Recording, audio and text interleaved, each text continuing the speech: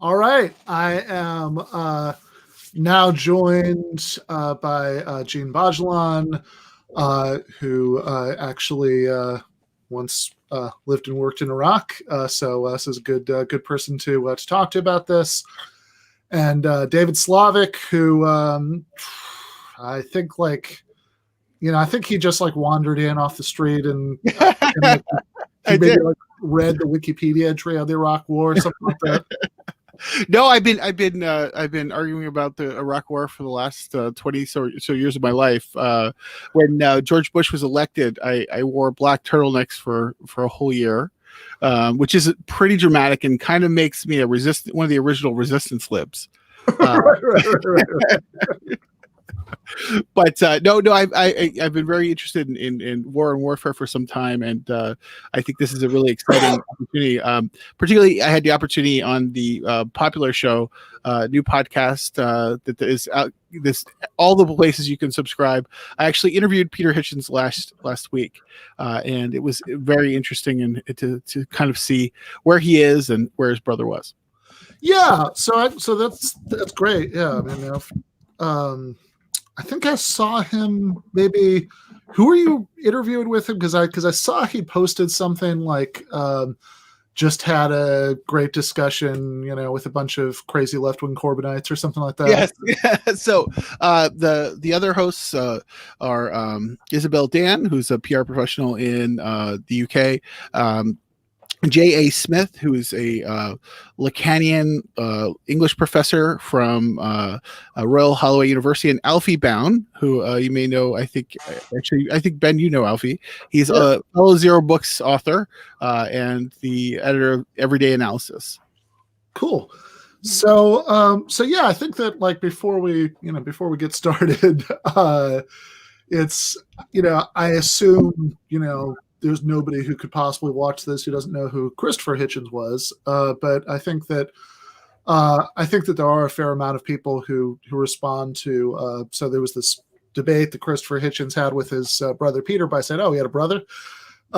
So since you just talked to him, David, you want to start us off on who Peter Hitchens is?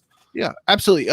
Peter Hitchens is a well-known English journalist who has really made his own name for himself. It's interesting because people say, well, often he's Christopher Hitchens' brother, but in the odd years since the untimely death of Christopher Hitchens, he has really made a name for himself. He's the more attractive of the two Hitchens, I would say, and they're both handsome guys. I too understand what it's like to have a more attractive brother. As so does Djene, and we're all working through that trauma. But he's a really interesting guy who finds himself, despite being a conservative and what I would say on the far right, not in the modern far right that we like to say. Yeah, not in that sense of far right. No, he's actually more of a traditional sort of William F. Buckley sort of right guy. But there's a line in Christopher's memoir Hitch 22 where he's talking about Peter's book The Broken Compass, and he says it contains assertions so reactionary that I felt the need to wear a garlic necklace to read it. Yeah, I mean that's the interesting thing about him. He's one of the most genteel men you'll ever meet. I found him to be absolutely charming. His schoolboy charm is, the sort of Eton style schoolboy charm is pretty irresistible. He knows how to talk himself out of a corner, which is, I would say, very rare these days by right-wing standards. Mostly they just bear down. He has the ability to talk to people on the right and the left, and I think that's what makes him very interesting. And also he's a little scary because of that as well. Yeah. Yeah, no, that all fits with what I know. I'd love to have him on the show sometime, but we'll introduce you. Yeah, absolutely, please do. But version of Christopher Hitchens, in that he's a objector and sort of an atypical conservative in the United Kingdom. He has a background in left-wing politics as well. He used to be an ex-Trotskyist, just like Christopher. I mean, I think a different flavor of ex-Trotsky for anybody who really knows their sectarian. It's interesting. It's like types of rock and roll. In the 70s there were a million, and then in the 80s there was like one or two, in the 90s there were one or two, and now in the aughts and to our current decade there are many flavors of leftists, and it's really hard to see who's who anymore, right? Yeah, so since I do know a lot more sectarian than is at all healthy, I know that welcome to Twitter, Fred. that Christopher was a former member of a group called the International Socialists, which later became the Socialist Workers Party, and the now defunct American sister organization was the International Socialist Organization, the ISO. And Peter was a member of something called the International Marxist Tendency, which was the British branch of the the main Fourth International. There are about 100 of them, but the biggest one. So Tariq Ali, people might know, was also a member of that. And if you don't know who Tariq Ali is, besides being a really interesting writer and somebody who's worth reading, he's also apparently the inspiration for the Rolling Stones song "Street Fighting Man." So that should help ground everybody in who's who. So he was an Antifa. Is that what you're saying? Yeah, kind of, yeah. Well, actually, there were some of those guys. Like there was some that was very like Antifa like, because there were really serious fascist groups in Britain in the 70s, and there were British leftists who do like street level confrontations with them. It recently came out as well that the British security forces had like 14 people tracking him back in the day, because he was in this very much, this elite left-wing group people. I think he used to date Benazir Bhutto. I don't want to go too far with that, but I think they overlapped when they were at university together. So it's very he actually, one of the people I went to university, who's now a journalist in Pakistan, was basically worked for him in the early 2000s, I think, helping him write his book Bush in Babylon. Yes, which that book, the Tariq Ali Bush in Babylon, there's a really entertaining appendix to that book, which actually helps bring us to the subject of the debate we're watching today, which is it's a sort of literary exercise that it's about this great like young radical journalist he used to know named Christopher Hitchens, who was tragically killed on 9/11 and replaced by some sort of neocon robot, and which is I think it's a very funny thing to read. I think it's actually like a not a super helpful way to think about it. I think Christopher Hitchens is somebody who was starting from a lot of the premises that all of us would share, and found his way to a position on Iraq that that I certainly think is a moral and political disaster. But I think it's rather than sort of what Tariq Ali was doing there is in a really kind of funny literary way, or like people who say, Hitchens at the end of his life, he was like a sellout or a grifter or something like that. I think it's better to try to understand like how somebody who was actually extremely earnest, could get there, right? And how we could, because this is stuff that's going to keep coming up and, in one form or another. And I think the problems within, what some of the left thinks about this stuff that leads some people to take those positions, aren't going anywhere. But Peter, meanwhile, despite the fact that that Peter is a conservative, that they both started out as trots, but Christopher found his way to being, a much more mainstream sort of journalist who still had socialist convictions for most of his life. And Peter found his way to this extremely right-wing position.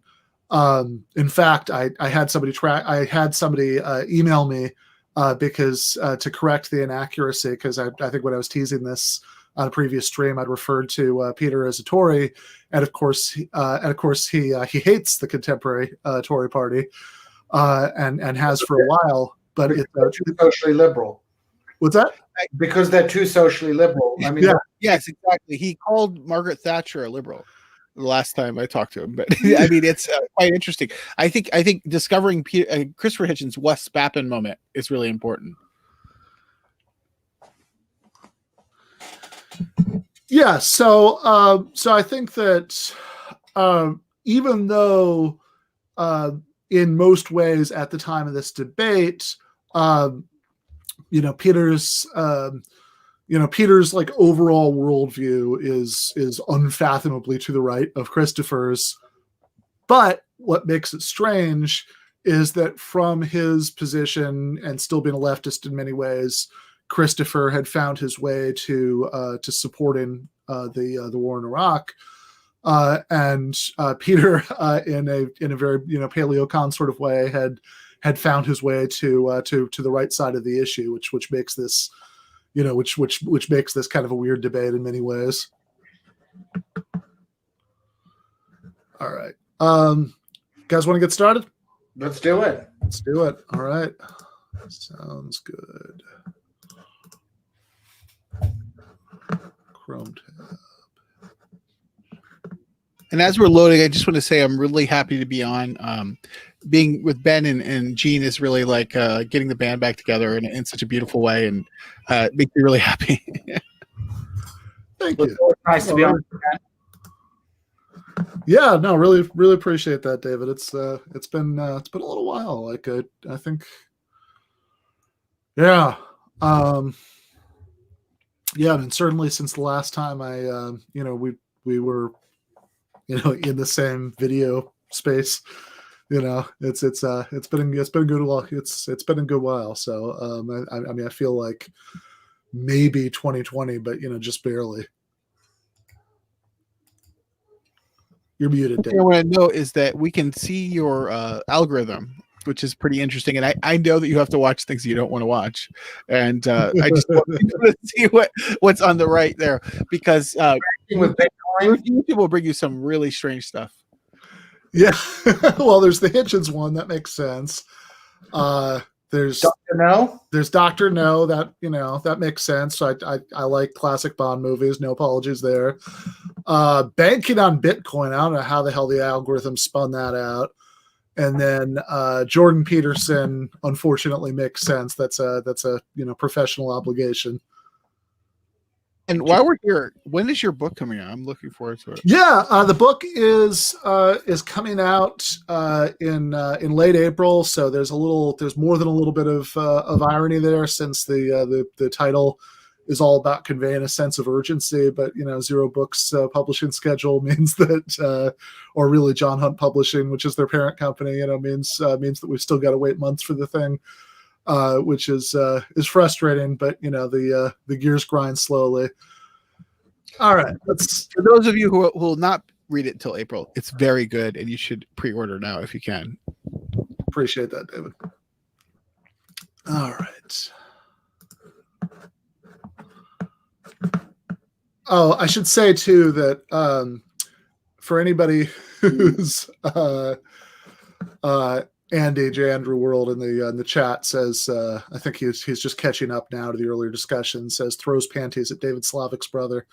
But yeah, I should say too, to be clear about this, as you'll about to find out when the video starts, what the overall video that we're going to be watching is of two debates, but we're just going to talk about the first one, since they did this strange format where they did they did two in one night, back to back. They're both very short, although also judging by the last time we did this last week with Buckley Baldwin, if we're gonna I think that if we're gonna end at a reasonable time and an hour and a half or so from now, I think that's going to be a matter of stopping ourselves from interjecting quite as often as we want to, but we'll try to find good places to stop and talk about it. And we'll do the second. Jeremy Johnson is going to be on next week to talk about the second of the two debates. So let's do it.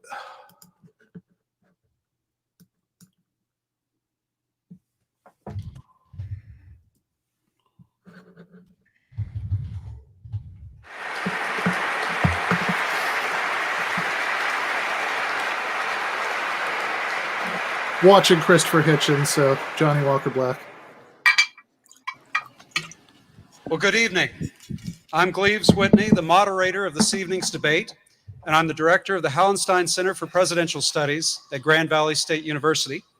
And I want to welcome you, a warm welcome to you and also to viewers of our webcast live. Tonight's event has caused a stir because it brings together two eminent writers who happen to be brothers.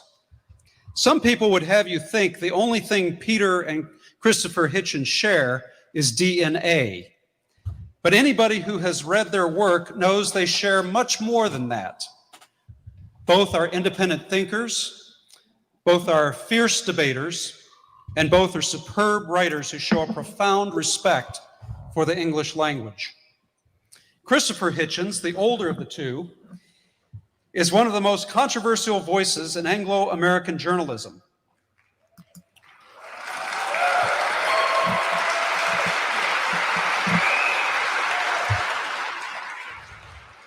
Based in Washington, D.C., he has written 20 books, including biographies of Thomas Paine, George Orwell, and Thomas Jefferson, with whom he shares an April 13th birthday.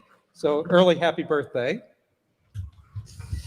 As well as scathing critiques of Henry Kissinger, Bill Clinton, and Mother Teresa. Most recently, he wrote the book on atheism, God is Not Great, and edited The Portable Atheist. A contributing editor to Vanity Fair, he also writes regularly for a number of high-toned publications. Peter Hitchens, the younger of the two by 2.5 years, has crossed the pond to be with us. He is one of Britain's most independent journalists who blogs and writes a regular column for the Mail on Sunday. Formerly a longtime writer for the Daily Express, Peter was once asked by former Prime Minister Tony Blair to, quote, sit down and stop being bad. This after aggressive questioning at a press conference. Peter is the author of The Abolition of Britain and The Abolition of Liberty. He has also written for The Spectator, The Guardian, and New Statesman.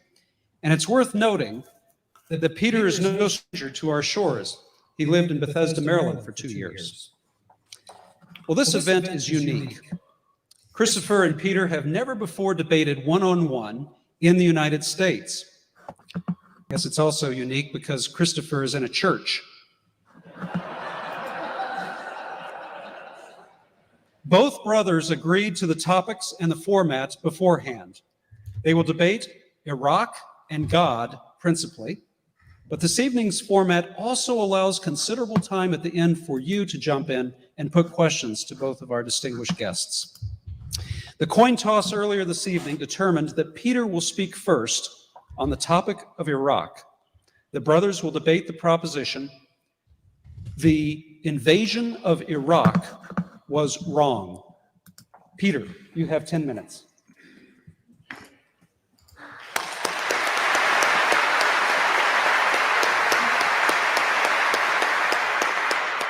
Well, thank you. Can you hear me? Yeah, it's right there. Then good evening, or assalamu alaikum, as they say in Detroit. Now, in Britain, as you know, we take the adversarial principle rather further than you do. We don't just have adversarial courtrooms, we have an adversarial parliament and an adversarial press, and we have adversarial families. And I know I'm going to be asked all kinds of foolish questions about whether we got on and what our childhood was like. I would say that it had its ups and downs. My father at one point forced us in a scenario similar to that at Dayton, Ohio, to sign a peace treaty, which I later repudiated by breaking the frame open and tearing it to shreds.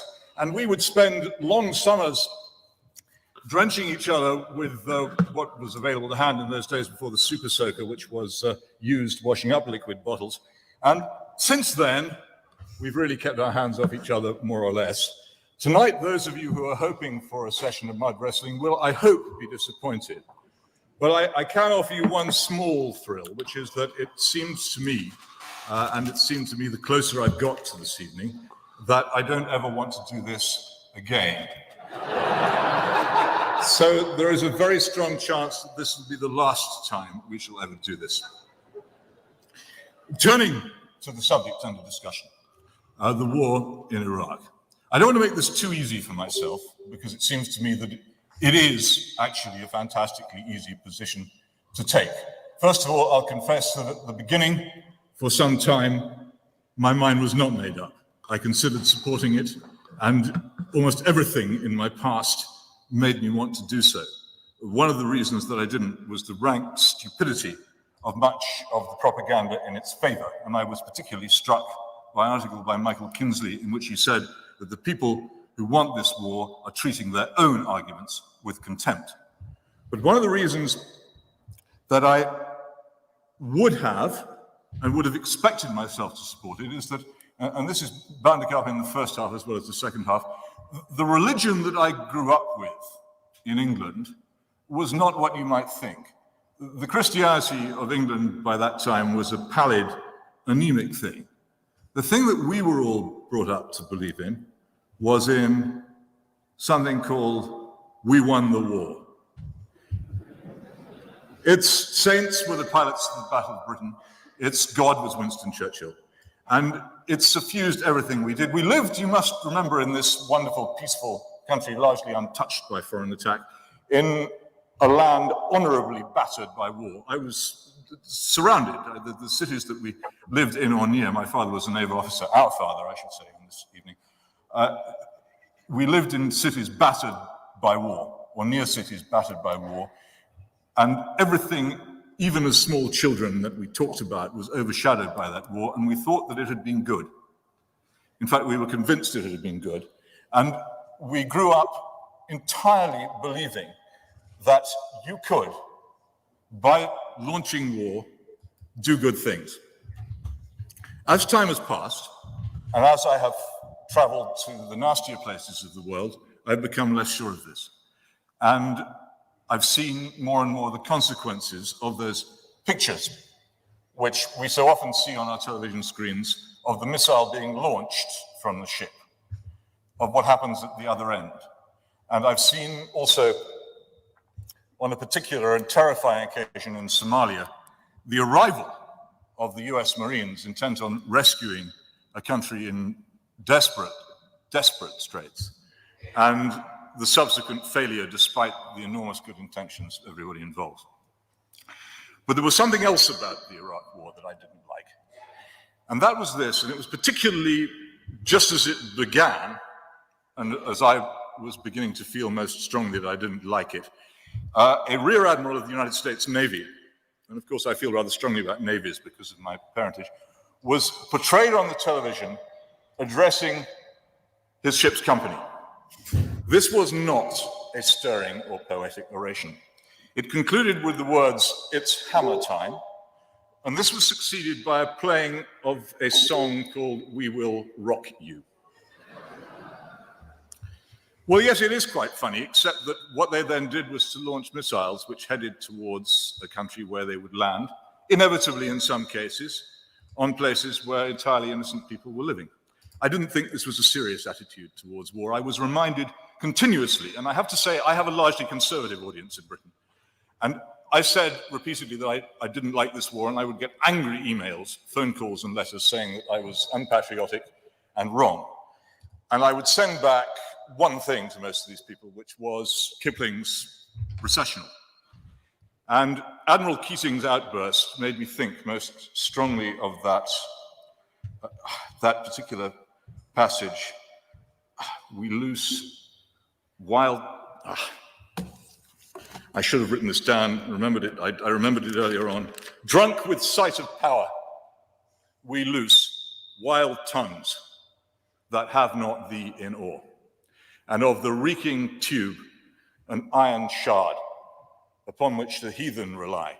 And I thought there was an arrogance about this war, and a belief flowing from self-righteousness and misdirected idealism, which was bound to end in disaster. And I thought of my own country at the end of the 19th century embarking on the Boer War and ending essentially its imperial power by its overweening folly. And I thought, not merely wrong, but a mistake. And nothing, absolutely nothing which has happened since, and I have been to Iraq twice since that war took place, has convinced me in any way that I was wrong. This was an idealist war. It was an idealist war supported by idealists for the best of reasons.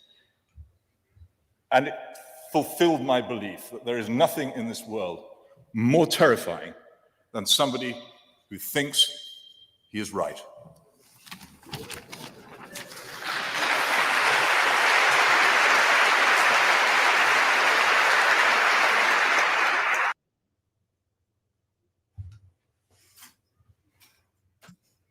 Really strong start. Don't you agree?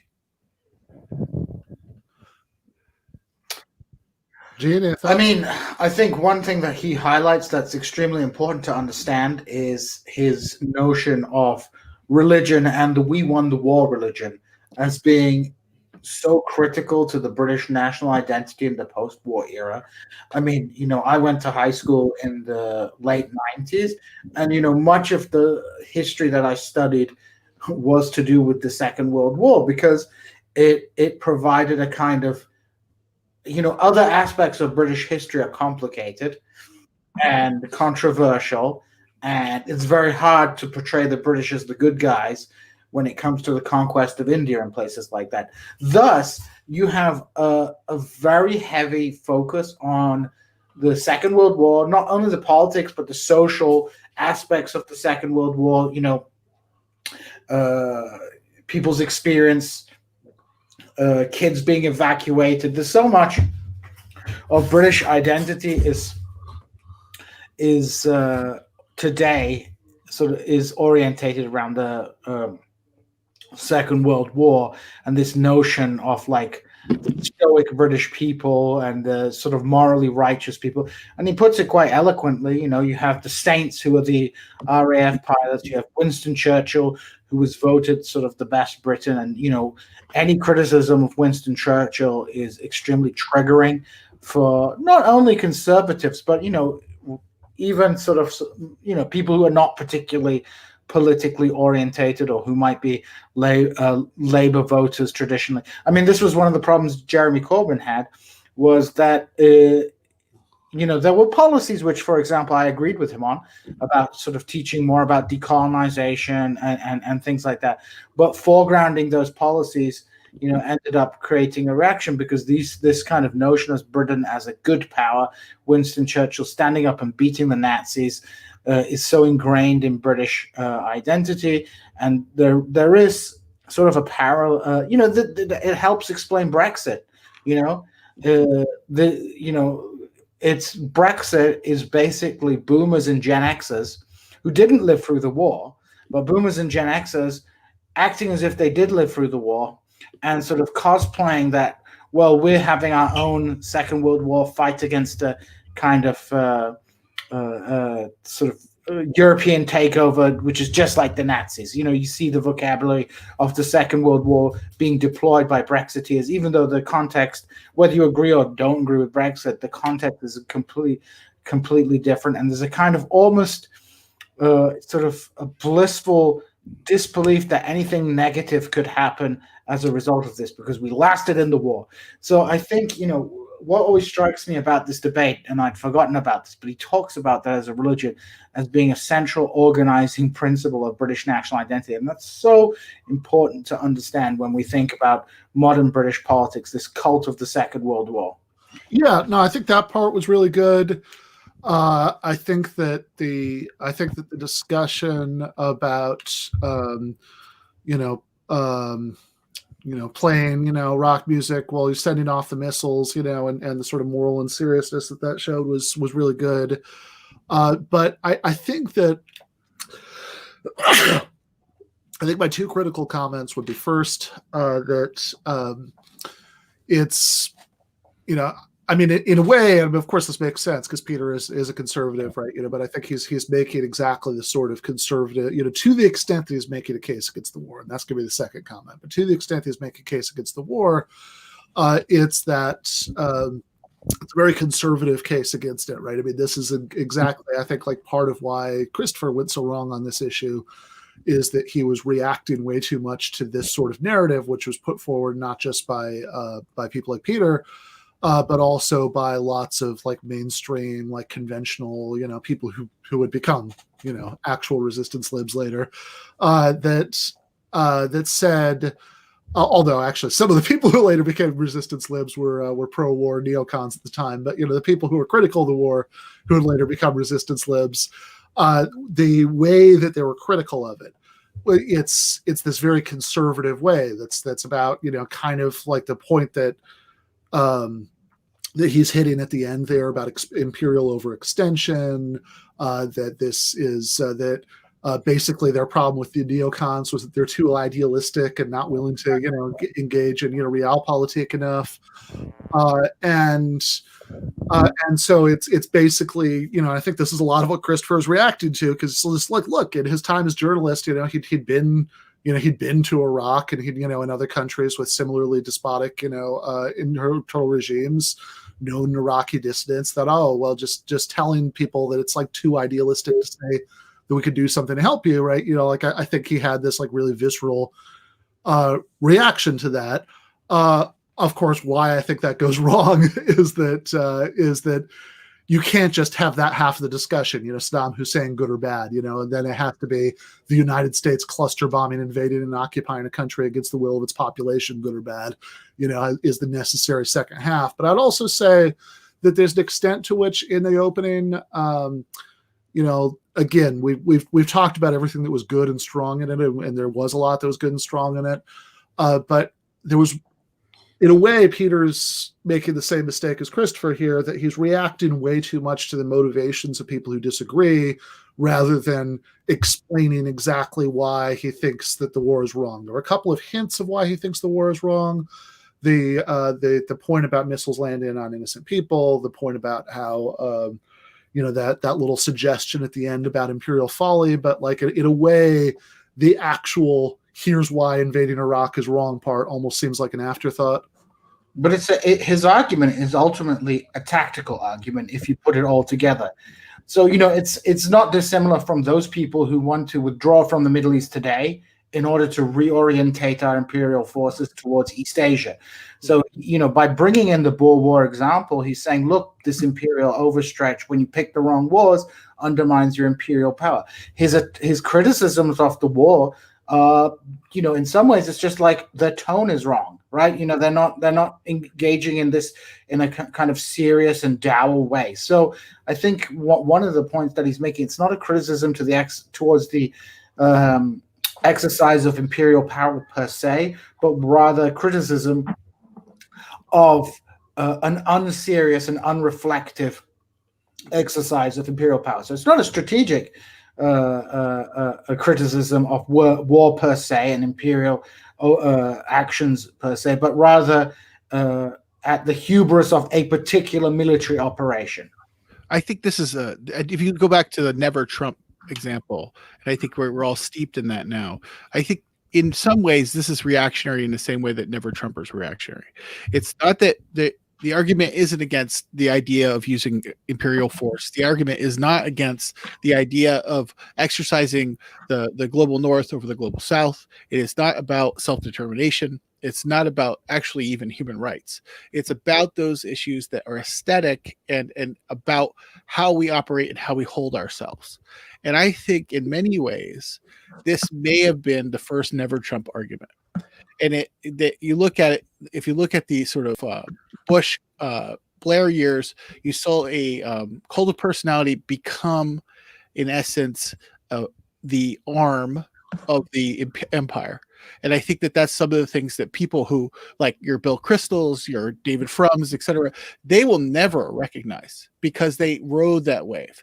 They were on that arm. There were the rings on the arm as they hit the global south.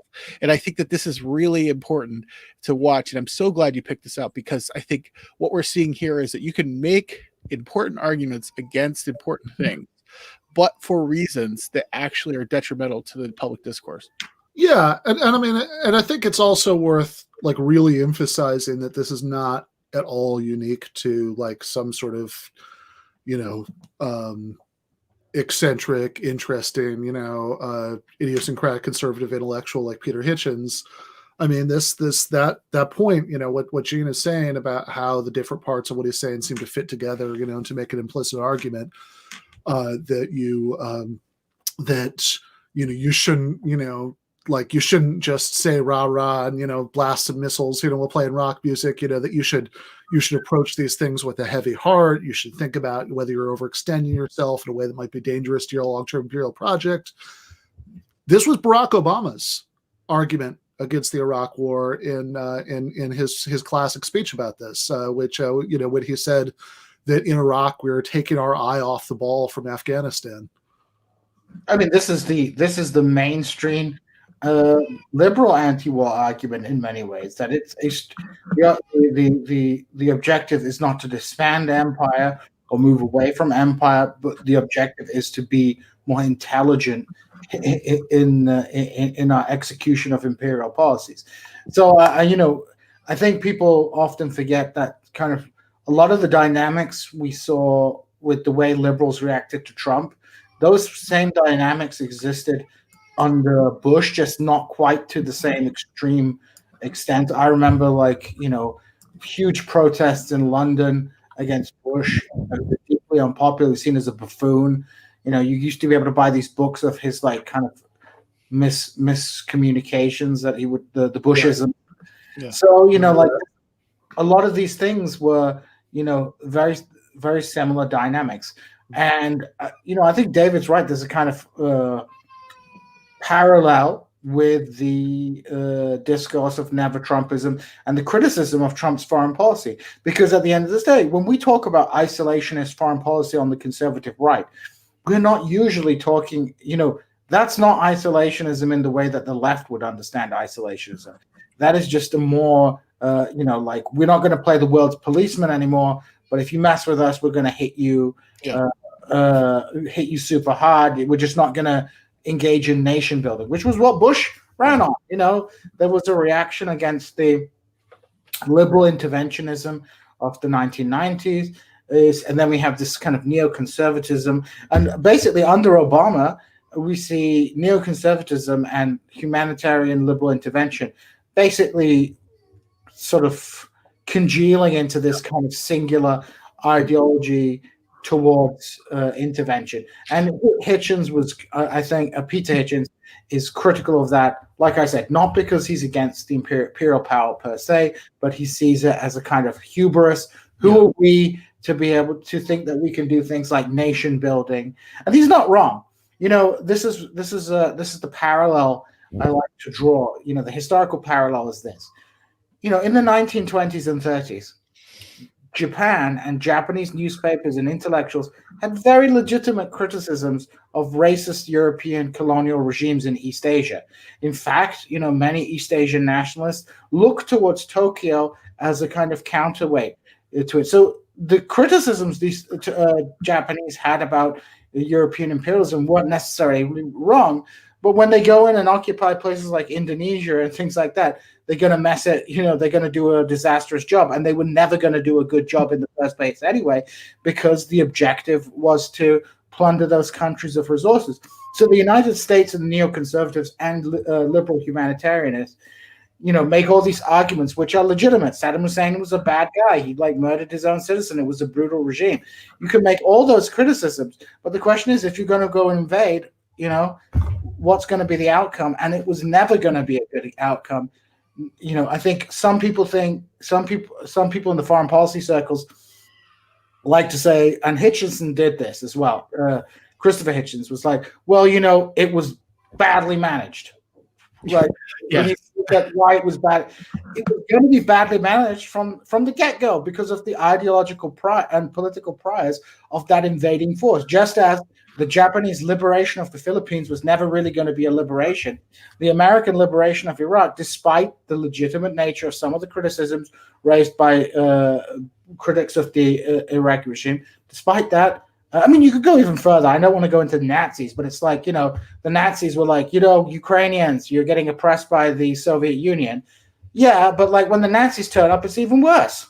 Yeah, absolutely. And the other thing that's ignoring is that the fact that the plan for a neoliberal post-war world is absolutely is absolutely in the works at this time. There is, this idea of what we can do with the country, how that works as far as the interest of the United States, how it works as the interest of commerce. There was this idea that if you unlocked Iraq, you're unlocking the commerce of the region. Those types of ideas really are central to sort of American foreign policy and the way we think about force. So it's even beyond the idea of whether it's good foreign policy, it's whether it's good business. And I think one of the things that brought the left and the right, the sort of center left and the right in the United States together around the Iraq War was it might be good business. Yeah, let's watch Christopher's opening statement. Thank you, Peter. Christopher, you have 10 minutes. And I'll take all 9.5 of them. It goes, by the way, if drunk with sight of power, we loose, L-O-O-S-E, wild tongues that have not thee in awe. Such boastings as the Gentiles use, and lesser breeds without the law. It's the whole magnificence of Kipling that is exactly what makes people nervous about quoting him correctly. Because when you get it right, it's unsettling. And lots of things about this are unsettling, and so they should be. And it's my duty, as well as my pleasure, to congratulate Peter on keeping things edgy for this evening. You didn't come here, we hope, for a banal debate, ladies and gentlemen. Now listen, you can't see underneath my shirt the garlic necklace. And you have no idea that I'm fighting my way by Northwest Airlines back from here tomorrow morning to be in New York for the memorial service for William F. Buckley at St. Patrick's Cathedral. In other words, you've got no idea what I've been going through lately, and there's no real reason why you should. But when they said to me this evening, when you come out, do you want to be at the throne or at the pulpit? I did feel slightly discombobulated. And when I said, well, where's the men's room? And they said, it's down there. And there's men's room, and then there's women's room. I understand that bit. And in between, sexton's room. I began to feel more discombobulated still.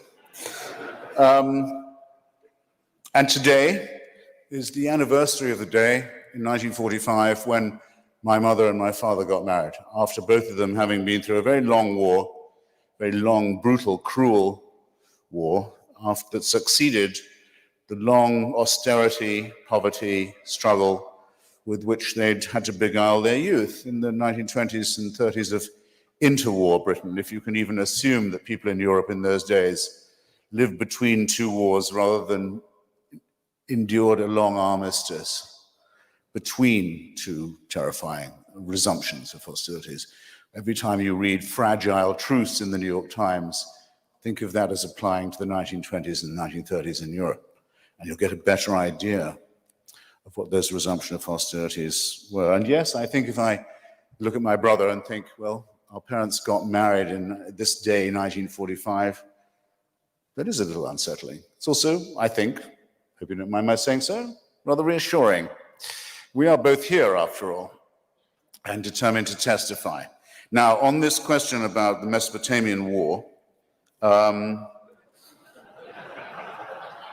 everybody knows why they oppose it, don't they? Everyone's clear on what their reasons are. We were told wrong things. We were given inaccurate information by dubious governments. We were sort of cheated into a feeling that our delegations of the UN had overstated the matter of weapons of mass destruction and terrorism. In fact, when you think about it, you'll find that it's probably even wrong to mention Saddam Hussein in the same breath as weapons of mass destruction or terrorism. I have a couple of tests of my own for whether people know what they're talking about when they're talking about Iraq. Anyone who says that Saddam Hussein was, okay, a bad guy, doesn't know what they're talking about.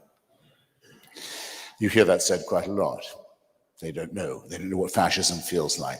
They don't know what it's like to see families forced at gunpoint to applaud the torture and execution in public of their family members. They don't know what it's like to see 180,000 members of the Kurdish people, at a minimum, killed by poison gas in the northern provinces of Iraq. They don't know what it's like to see at least that number of Shia Arabs killed in southern Iraq. They don't know what it took, Anglo-American, British-American policy, to put a no-fly zone from 1991 onwards over those two zones to make sure that those two genocides could not be replicated. They don't know what it would be like to be a citizen of Kuwait or Iran, seeing Saddam Hussein's army coming over the horizon, attacking your civilians in that way, abolishing, in one case, the whole existence of a member state of the Arab League and of the the Islamic Conference and of the United Nations, abolishing it, annexing it, making it part of Iraq. They didn't hear the speech from Saddam Hussein saying the only mistake he ever made was that he invaded Kuwait before he'd finished the nuclear weapon. He should have done it the other way around. First get the nuclear weapon. At the Tuwaitha reactor, which we found as a result of the Kuwait war when we weren't looking for it. Get the bomb first, then invade Kuwait, then ask them what they're going to do now that I've invaded it. Don't do it, don't get it the wrong way around. We lived at this man's permission for a long time. We lived by his warrant. Only his stupidity allowed us to be as complacent as we were. And in the meantime, fighters in northern and southern Iraq were fighting against a tyrant who we should have been fighting ourselves. The liberation of Iraq, in other words, the decision that we had to move the Iraqi people and the region into a post-Saddam era, will stand, I'm convinced, as one of the greatest decisions of American statecraft, as one of the things that American soldiers, male and female, and politicians who voted for it, those who've defended it, would be proudest of in the future of any decision we've ever made. Despite the ridicule, despite the incompetence, despite the failures, despite the disappointments, let us review what we've done. First, we have removed a keystone state of the Middle East from the control and sole ownership of a psychopathic crime family who owned all of Iraq and treated its people as if they were disposable citizens. I remind you that this keystone state occupies a choke point on the Gulf and an arterial carotid point in the world economy that cannot be left to the control of a fascistic mafia. I remind you further that it exists between the exorbitant Sunni Wahhabi theocracy of Saudi Arabia and the no less exorbitant Shia theocracy of Iran, that it is the keystone that allows us, yes, us, we who have the right to do this, we who have the right to insist on oil, we who don't have to be ashamed of mentioning oil in the same breath as democracy, to say, if we can recuperate Iraq, if we can recuperate its oil industry, if we can stop it being the private property of a psychopathic crime family, we can not only help the Iraqis, but we can undercut the monopoly or the duopoly of Shia Iran and Wahhabi Saudi Arabia. Does anyone think this is a matter of indifference? Or is anyone willing to get up and say, you, sir, very good for you. I admire your nerve. I wouldn't mind if you were the only one, as you seem to be. You're indifferent to it. The rest of us here, voters and consumers, all believers in freedom, might possibly want to take the view that it can't be for us a nothing question what happens to Iraq. We'll add one in the remaining time that we have brought one of the great war criminals of the world to justice and put him and his crime family and his main complicit associates on trial in public in a country where, until recently, very recently, it was death, slow death, very slow death, to possess a cell phone or a satellite dish. That we have undone what UNESCO calls the greatest crime against the human ecology ever committed, the destruction of the marshes of southern Iraq, the oldest wetlands in the Middle East, the smoke and destruction of which could be seen from the space shuttle. So terrible was the environmental decay. That we have proclaimed the autonomy of the Kurdish people, the oldest and largest nation in the world not to have a state of their own, and that where they live in their federalized, democratized provinces in northern Iraq, which were released from Saddam Hussein's control a full 12 years before the liberation of the rest of the country, business flourishes, press flourishes, democracy flourishes, civil society flourishes. The sooner, the earlier the intervention by the British and American forces in Iraq, in other words, the happier, the sooner, the greater, the deeper, the more enduring, and the more useful in the future is the outcome. I'm willing to defend, because I've just seen time, I'm willing to defend and underline and repeat and restate and emphasize everything I have said so far. So all of you who've come here under the pathetic illusions peddled by Hillary Clinton, Harry Reid, and MoveOn.org have all your work still ahead of you. And you thought it was going to be easy, didn't you? Bye now.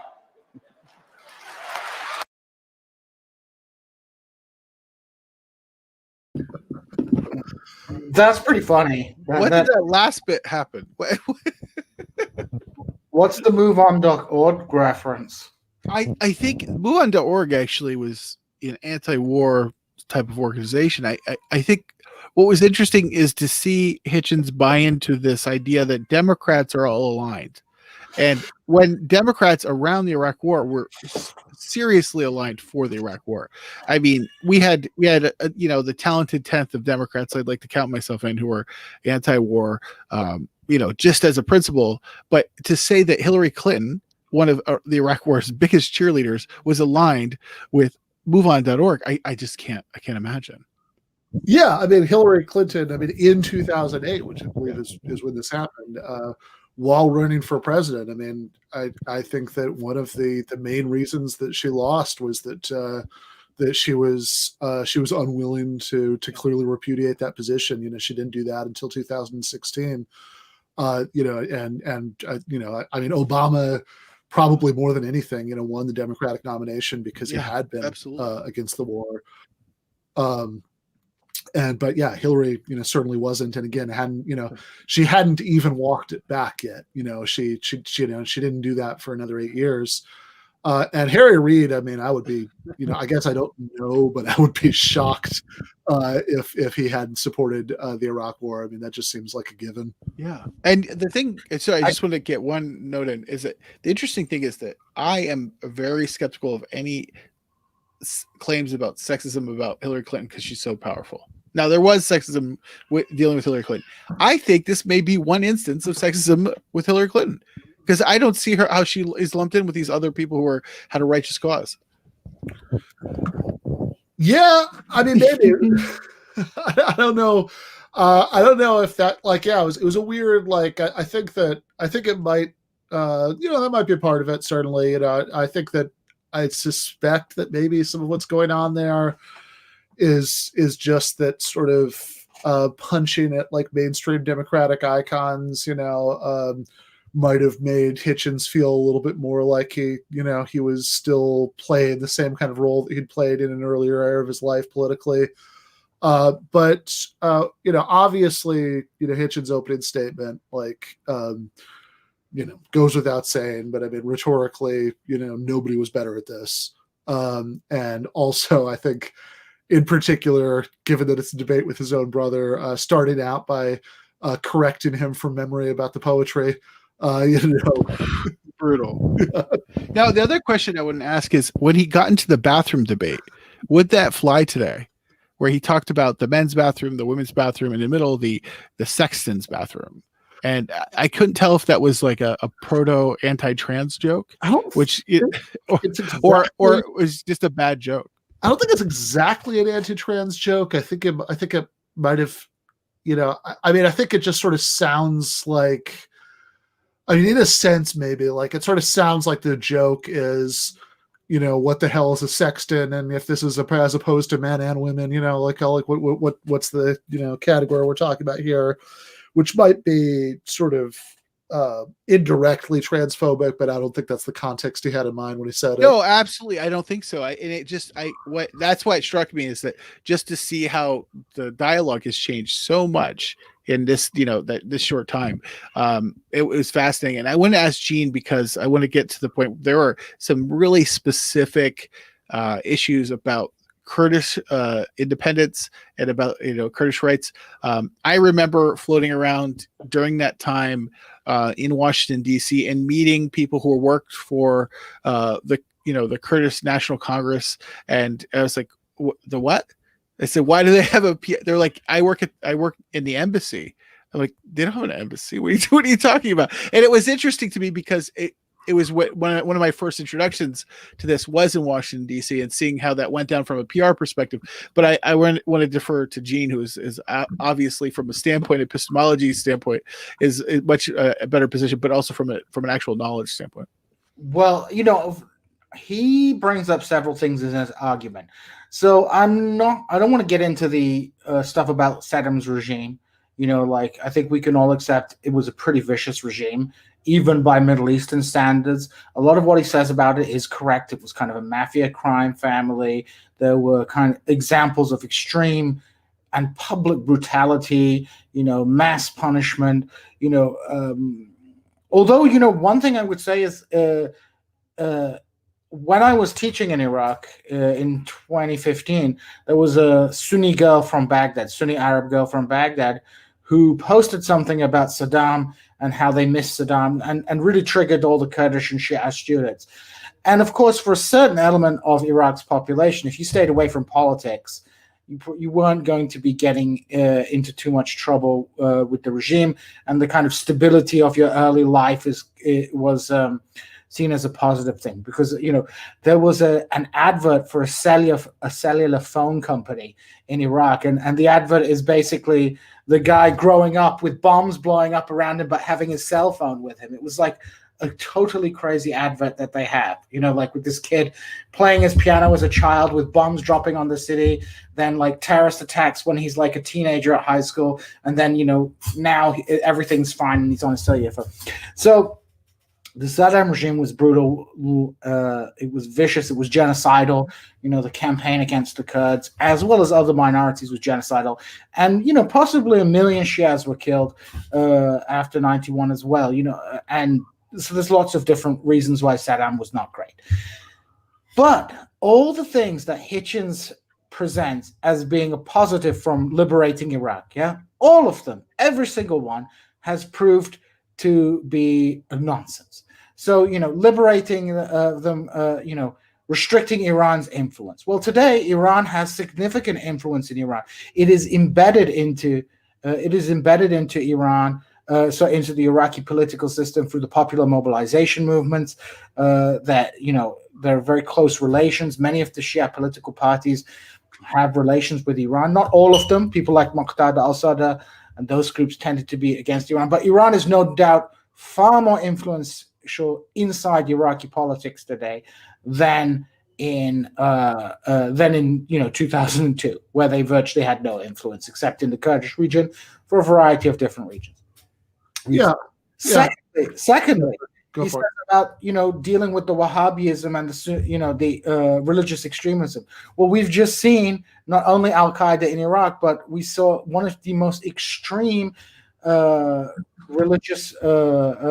religious movements take over a good third of the country and subject the Yazidis to genocide, mass murder of Shia. So we've seen a huge rise in Sunni extremism as a result of this thing.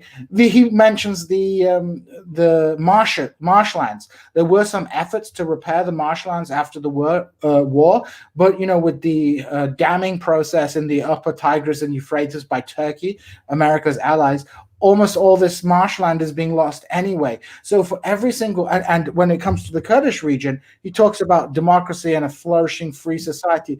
Kurdistan is in a political stasis. It's basically an oligarchical state which is divided between the Kurdistan Democratic Party and the Patriotic Union of Kurdistan, who have like their own fiefdoms and dominate politics to an extent that there is some civil society, but there has not been any serious democratization in Kurdistan since 2003. There's been some economic development. Sounds like the United States. There's been some economic development, but you're starting from a low base. So they have a TGI Fridays. They have a Texas chicken, which is Church's chicken. They have a couple of chain restaurants. They have some Turkish chains.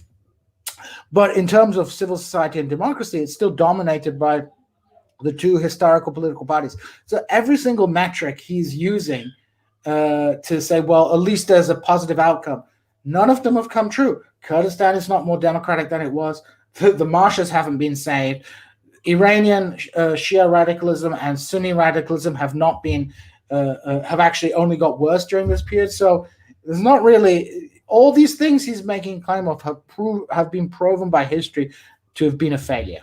Yeah, and the Kurdish case particularly, because my understanding is that before the invasion of Iraq, in between the first Gulf War and the invasion, that was where, one of the no-fly, that was, there was the no-fly zone there, and so there was a de facto autonomous, Kurdish region already.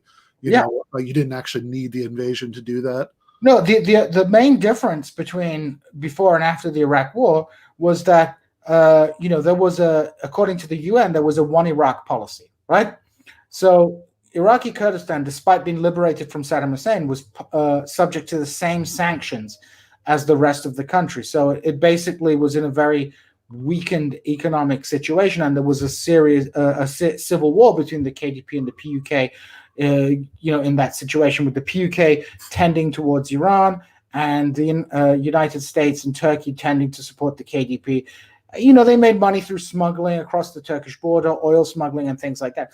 But, if they just wanted to help the Kurds out, they could have just lifted the sanctions on Iraqi Kurdistan and allowed Iraqi Kurdistan to have like a normalization thing. So, the whole Iraqi Kurdistan thing is, there was an alternative policy which could have been, well, we'll just open up we'll just pressure Turkey to create, to end sanctions with Iraqi Kurdistan. So, there were some gains. Don't get me wrong. Like could have had that TGI Fridays without the hundreds of thousands of dead people. Could have had that TGI Fridays in 1995, and with more customers, with more live customers. So Iraq went through huge ethnic cleansing. It's just impossible to tell you about. Iraq has had a truly tragic history, first under Saddam and then under the complete chaos that followed Saddam. One of my former colleagues, who's now in the think tank business in Washington, Bilal Wahab, his father was an Islamist politician. And his father made a good observation about post-war Iraq. He said, look, before we had one Saddam Hussein. Now we have 100 different Saddam Husseins all fighting over the sort of piece of the cake. Iraqi Kurdistan, economically speaking, is the same patronage system as Saddam's Ba'athist system. It's just more liberal. There's more legitimacy, and they don't have to resort to mass torture to maintain power. But ultimately, it's the patronage system and effectively a kind of permanent two-party oligarchy. Yeah, well, can't have one of those. Let's watch Peter's response.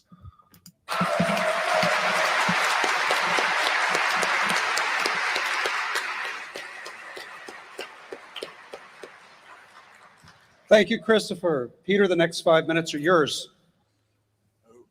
Thank you. The lesser breeds without the law were the Germans. It was the law that they were outside that made them lesser. I just thought I had to add that. Right, consequences of the Iraq War. $6 trillion, which the United States does not have, expended. Iraq, under the control largely of the Ayatollahs of Iran. The resorts to torture by the United States, often by proxy, but not always. Disgraces in themselves and disasters. An untold number of innocent people killed. The certainty that the United States is unable for the foreseeable future to mount a justified military operation abroad, the diminution of the moral authority of the Western democracies, again, for the foreseeable future. Fantastic. What more could you ask? Resulting from deliberate ignorance of the past, deliberate willful ignorance of the past, of Britain's own attempts to control and exploit and govern Iraq through fake parliaments and fake elections, at least more successful for a while in gaining the cooperation of at least one of the Iraqi factions without necessarily having to pay them to fight by the day with AK-47s against our enemies instead of against us. Again, triumph. I really do not see what justification there could be of the operation on its own merits. But if it is a principle that the United States has to intervene in every country which is misgoverned, where there are despots, where there is torture, where there is no freedom, then where else can anybody in this room think of that we might be intervening? For instance, the site of the Summer Olympics might occur to some, but we do not.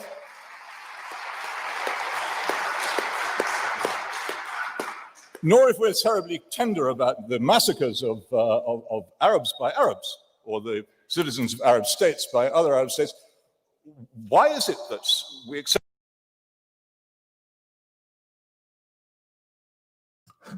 Just in case anybody's curious, the 2008 Summer Olympics were in Beijing. I just looked that up because I was really curious. All right, let's watch. Accepted as our allies in the first Gulf War, the state of Syria, whose then president, Hafez al-Assad, ordered his troops with artillery to surround the town of Hama and shell it until everyone living in it was dead. If our principle is that we only associate with nice foreign regimes and we always attack and devastate nasty ones, where was that principle then? None of it makes sense. None of the objectives turned out to be true. When I was in Iraq for the first time, only a few weeks after the invasion, people crowded around me in Najaf and Kabul saying, and many of them spoke English. They said, "Thanks very much indeed for coming. Now will you please get out?" And that was the nicest thing that anybody said to me all the time. I was there. How can anyone stand here and say that this is a success? All I can say is that it must take the most enormous courage and resolution to continue to stick to an obviously losing argument.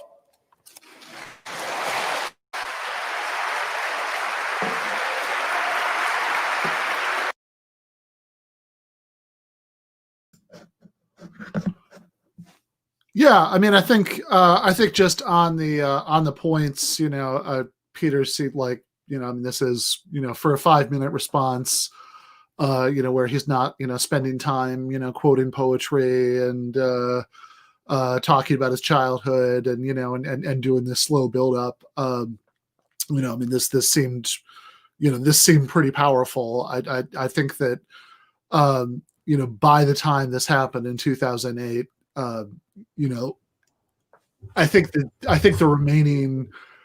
remaining debate to be had was whether the Iraq War had just been managed and like better technocrats would have somehow done a version of the Iraq War that hadn't ended that way, which is what a lot of centrists thought. In some ways it was kind of what John Kerry was running on, even in 2004, never mind, what people were talking about in 2008, or whether this was just always baked into the enterprise that, that you could not, cluster bomb, invade and occupy, a population that by and large did not want you there and have it go well. Yeah, I mean, like one thing I would note was that if you notice, he says, well, this war means that if there's a real reason we need to deploy military power overseas, no one will take us seriously. And so he, what is striking about what Peter Hitchens is saying is that his argument is based on this idealism is nonsense. Are we only going to associate with nice regimes? No, of course not. And I get the subtle implication seems to be like, let's not pretend about any of these things. Let's not pretend that there's any ideology towards there's any kind of humane ideology towards intervention, because we'll inevitably be hypocritical. Let's follow a more realpolitik kind of policy. Maybe I'm reading too much into it, but it just seems that it again comes back to this tactical argument about ideology and the impulse to have to liberate and democratize Iraq being the problem. You have to look at this in a more cynical and serious way, and not get hyped up by this hubris of democracy spreading, and look at things realistically. And I would note, when the Americans invaded, people were willing to give many sections of Iraqi society were willing to give the Americans a chance. Saddam's regime was not popular. People don't talk about this so much now because of the bloodshed that took place. But, people weren't really willing to fight for the Saddam regime, except for the kind of certain elements of the population. But it was disastrously managed.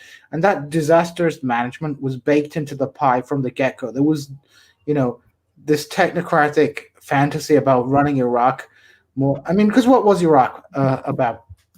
I tend to look at it, you had your ideologues, but also it was an opportunity to kick open the U.S. Treasury and loot that.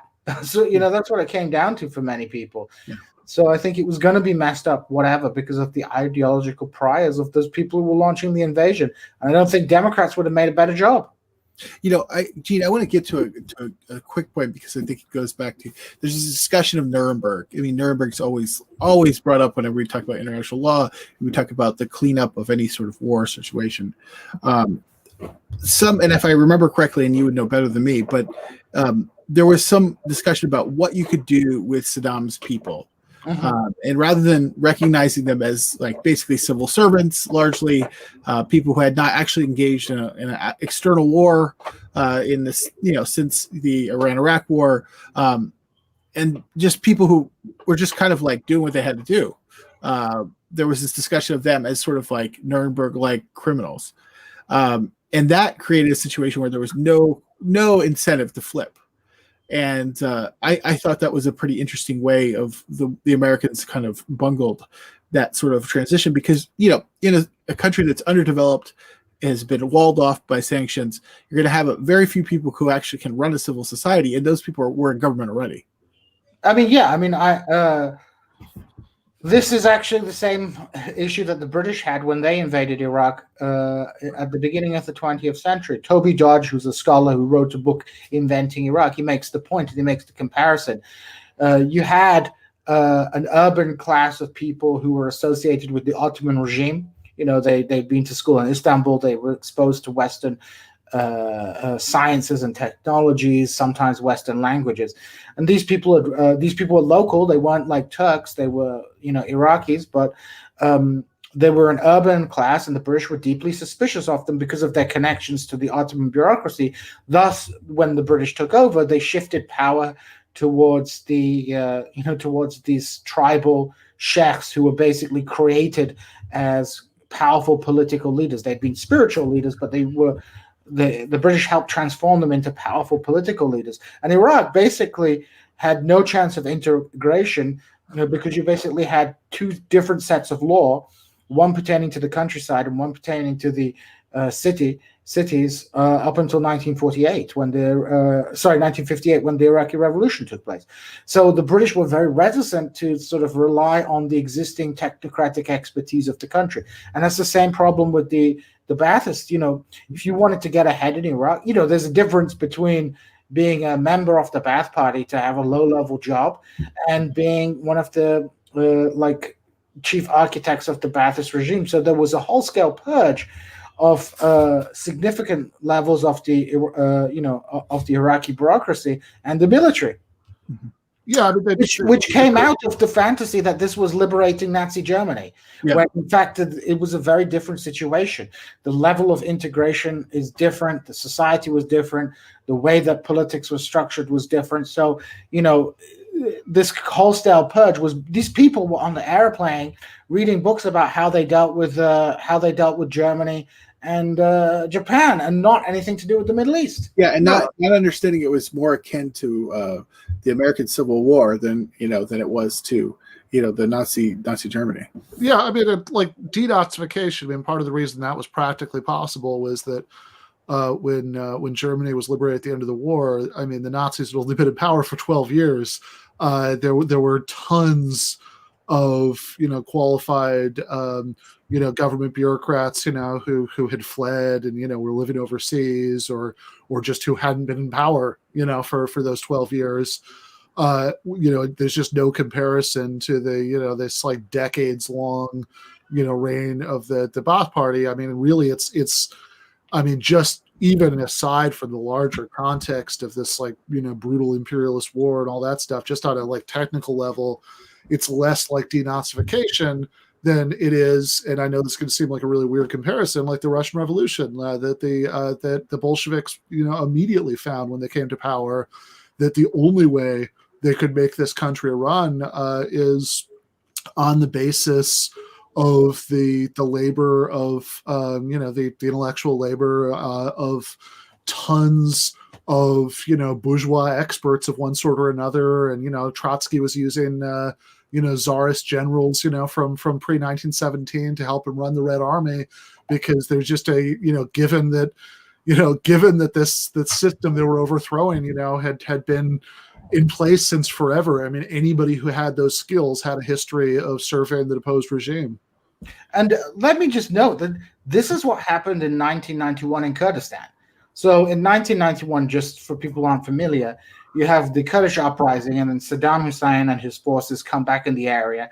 And Turkey, Britain, the United States, for a variety of reasons, decide that it's not good to have this huge refugee crisis of Kurds fleeing the country in the aftermath. And they basically reinvade Iraq and established the Kurdish Autonomous Region over 3 provinces, Duhok, Erbil, and Suleimania.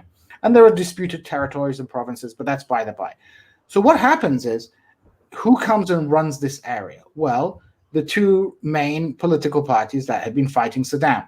Jalal Talabani is Patriotic Union of Kurdistan, and Masoud Barzani's Kurdistan Democratic Party. They come in, but they had not been the force they had not been there during the uprising, or at least to the same extent. The forces that rose up were the what they call Jash in Kurdistan. They were the tribal militias paid by Saddam Hussein. And the bureaucrats in Kurdistan was formerly an autonomous region in Iraq since the 1970s. There was, like, on paper, Kurdish autonomy. There had been an agreement in 71 that Saddam had signed, and so you have this kind of Kurdish institutions of Kurdish autonomy. If you look at a picture of the Kurdish parliament in Iraq, it was built under the Ba'athist regime. So who do they get to staff all these things? They have to bring back all these Jash, these like tribal groups that had like been on the side with Saddam but rose up against him. And when it came to the bureaucracy, they had to have people who had been involved in the Ba'athist regime. They did not purge everybody, because it would have been near impossible for them to even contemplate running a state had they got rid of all those people who had some kind of association with the Ba'ath. Now, there used to be big fights between people about who was really a Ba'athist and who was informing on one another and stuff like that. But at the end of the day, there was a policy after 91 of saying, okay, that's in the past. We have to look to the future because we have to work together. So many of the elements that had sustained Ba'athist rule in Kurdistan in the 70s and 80s, they remained part of the regime because there was no alternative. Now, I'm going to give you a Jacobin pitch that you can both work on. Is this analogous to the Never Trumpers that are entering the Biden administration? Is what? Is this scenario that you've laid out, where we have the Baathists sort of burrowed into the Kurdish administration? Are we doing the same thing with the Biden administration and foreign policy and economics? Well, sorry, Djene, go. No, go ahead, man. I was going to say, I mean, I think that we need to separate out like two issues. One is is like low-level bureaucrats who just like actually often do have like technical skills that you just need, right? And then people who are policymakers, right? And I think that obviously, look, if Bernie Sanders had been elected president last month, which I'm sure he would have if we'd all just posted a little bit harder, so but if he had, it's a joke. I don't think that was the problem, but if that had happened, then of course, right? I mean, the Bernie administration, I mean, obviously, couldn't and shouldn't, make like a clean sweep of like everybody who works for the federal government. That would everything would just fall apart. But I think the problem there, and this maybe gets a little bit closer to some of what Jane's talking about, is that this is what Djene Bajalan has talked about a lot. That you start to think about, okay, who would like fill out the Bernie Sanders like foreign policy team, and there's just nobody, right? I mean, they're like 3 leftists who work at the Quincy Institute or whatever. But I mean, like it's just. Yeah. But foreign, I mean, with foreign policy, Cuba's take was that, well, with the State Department, you could just get some people from provincial universities and they could probably do the job. The real problem is the military-industrial complex. Like you could foresee importing a bunch of left-wing academics to do State Department stuff. They might not do a great job, but are they going to do a worse job than who's in there? Like I think Daniel Bessner, if he could be appointed to a position in the administration, I think he could probably execute it pretty all right. I agree. I think I know. I'm trying to think off the top of my head, just knowing the people who are there. Knowing people in the State Department, knowing the people that would replace them. I think you can absolutely go to a Grand Valley State, for example, where we're seeing this debate, and find someone who's very good. But the problem comes down to the national security state. Who the hell's going to get clearance? Who are you going to put in charge of the FBI or the CIA? Who are you going to put in charge of the, like all these things? This is, what me, you, Daniel have talked about, is like between, international proletarian revolution and liberal interventionism, we don't have a democratic socialist or social democratic plan for how to disband empire in a very clear way. The closest we get are people who are like, let's pull out of this part of the world so we can refocus on that part of the world, or in a piecemeal way, like this adventure in Afghanistan is bad. So, I think we have the huge cadre problem is with the intelligence services and the military. That's one of the reasons I often contemplate that perhaps it would be better if we went to if leftists push for a system of national conscription in the United States. So at least everybody could have some kind of military training. Well, that's actually, it's funny that you say this. This is one of the things that I think Elizabeth Warren got crap for, and Pete Buttigieg, I think, got crap for. I actually think that I'm for a national service program, not for a nationally war, but I think when you have everybody participate in government, people participate in government in a better way. I really I actually was like pretty active in some of the push for that in my prior life. But you're right. I think if you don't have people who can get clearances, then you can actually you can use the national security state to push for a government that people didn't vote for. Imagine, if the Russian Revolution happened and then you said, only Cossacks can get clearances. I mean, it would be a disaster, right? I mean, but that's the situation we have in the United States right now, is that we have, sort of a administrative state that circumvents the actual democratic values. Yeah, I mean, it's a shame that the phrase "the deep state" 4 years ago was a perfectly serviceable and clear way of talking about this problem, and now it's been completely ruined by demented right-wing conspiracy theories. But and I think that was the point. Yeah. Okay. Yeah. Nice little meta conspiracy, but yeah, but I mean, it's a real problem that you do have these permanent bureaucracies that, especially in those areas that Jane is talking about, military, intelligence, national security, can exercise, a will of their own. That's, like David says, it's independent of anything that people actually voted for. So I guess maybe to try to get, back more directly to David's question, I think that in the Biden case, some of the Republicans, who are going to make it into that administration. I mean, I think that's just like natural ideological, affinity, that on some of these things, there are things that centrist Democrats and neocon Republicans disagree with each other about, of course, but there's also a lot that they agree with each other about. So I think in some ways, some of that stuff's kind of a natural marriage, whereas, but to push the thing, even if we had like a President Bernie Sanders, in that world where we posted harder, then we would be having a problem. I think maybe a little bit more closely analogous to the Iraqi Kurdistan, Ba'athist problem. That who are the people who can do these things who aren't in some way implicated with the very structures that we're trying to support, right? I mean, who could you get to be the head of the CIA who would be on board with a platform of doing what JFK supposedly threatened to do after Bay of Pigs and should have happened then, 50 some years later, and smashing the CIA into 1,000 pieces. Well, yeah. I mean, wow. I mean, that's really a tough one to even acknowledge, right?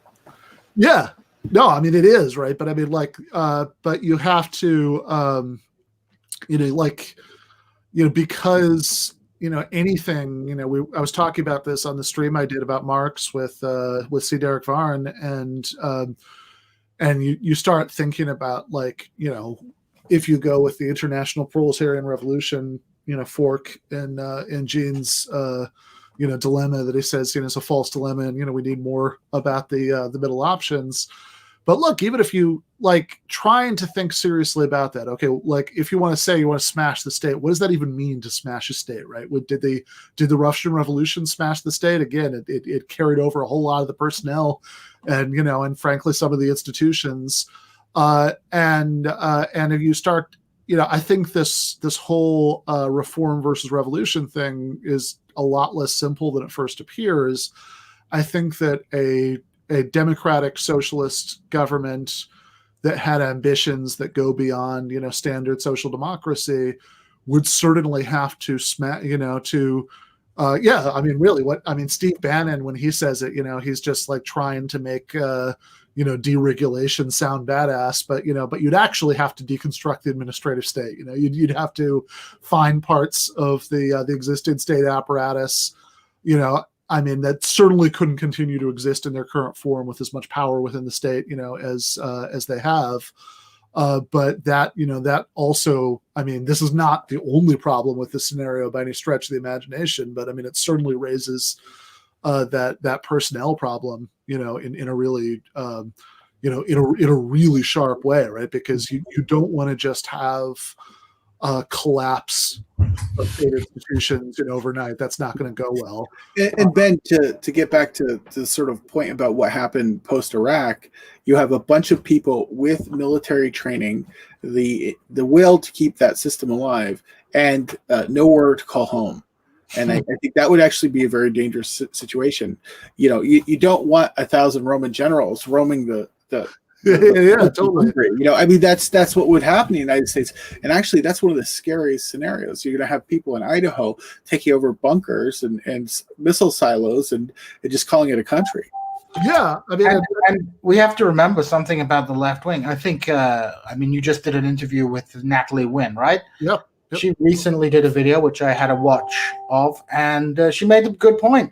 A lot of the tough talk of the left is just ideational, intellectual masturbation.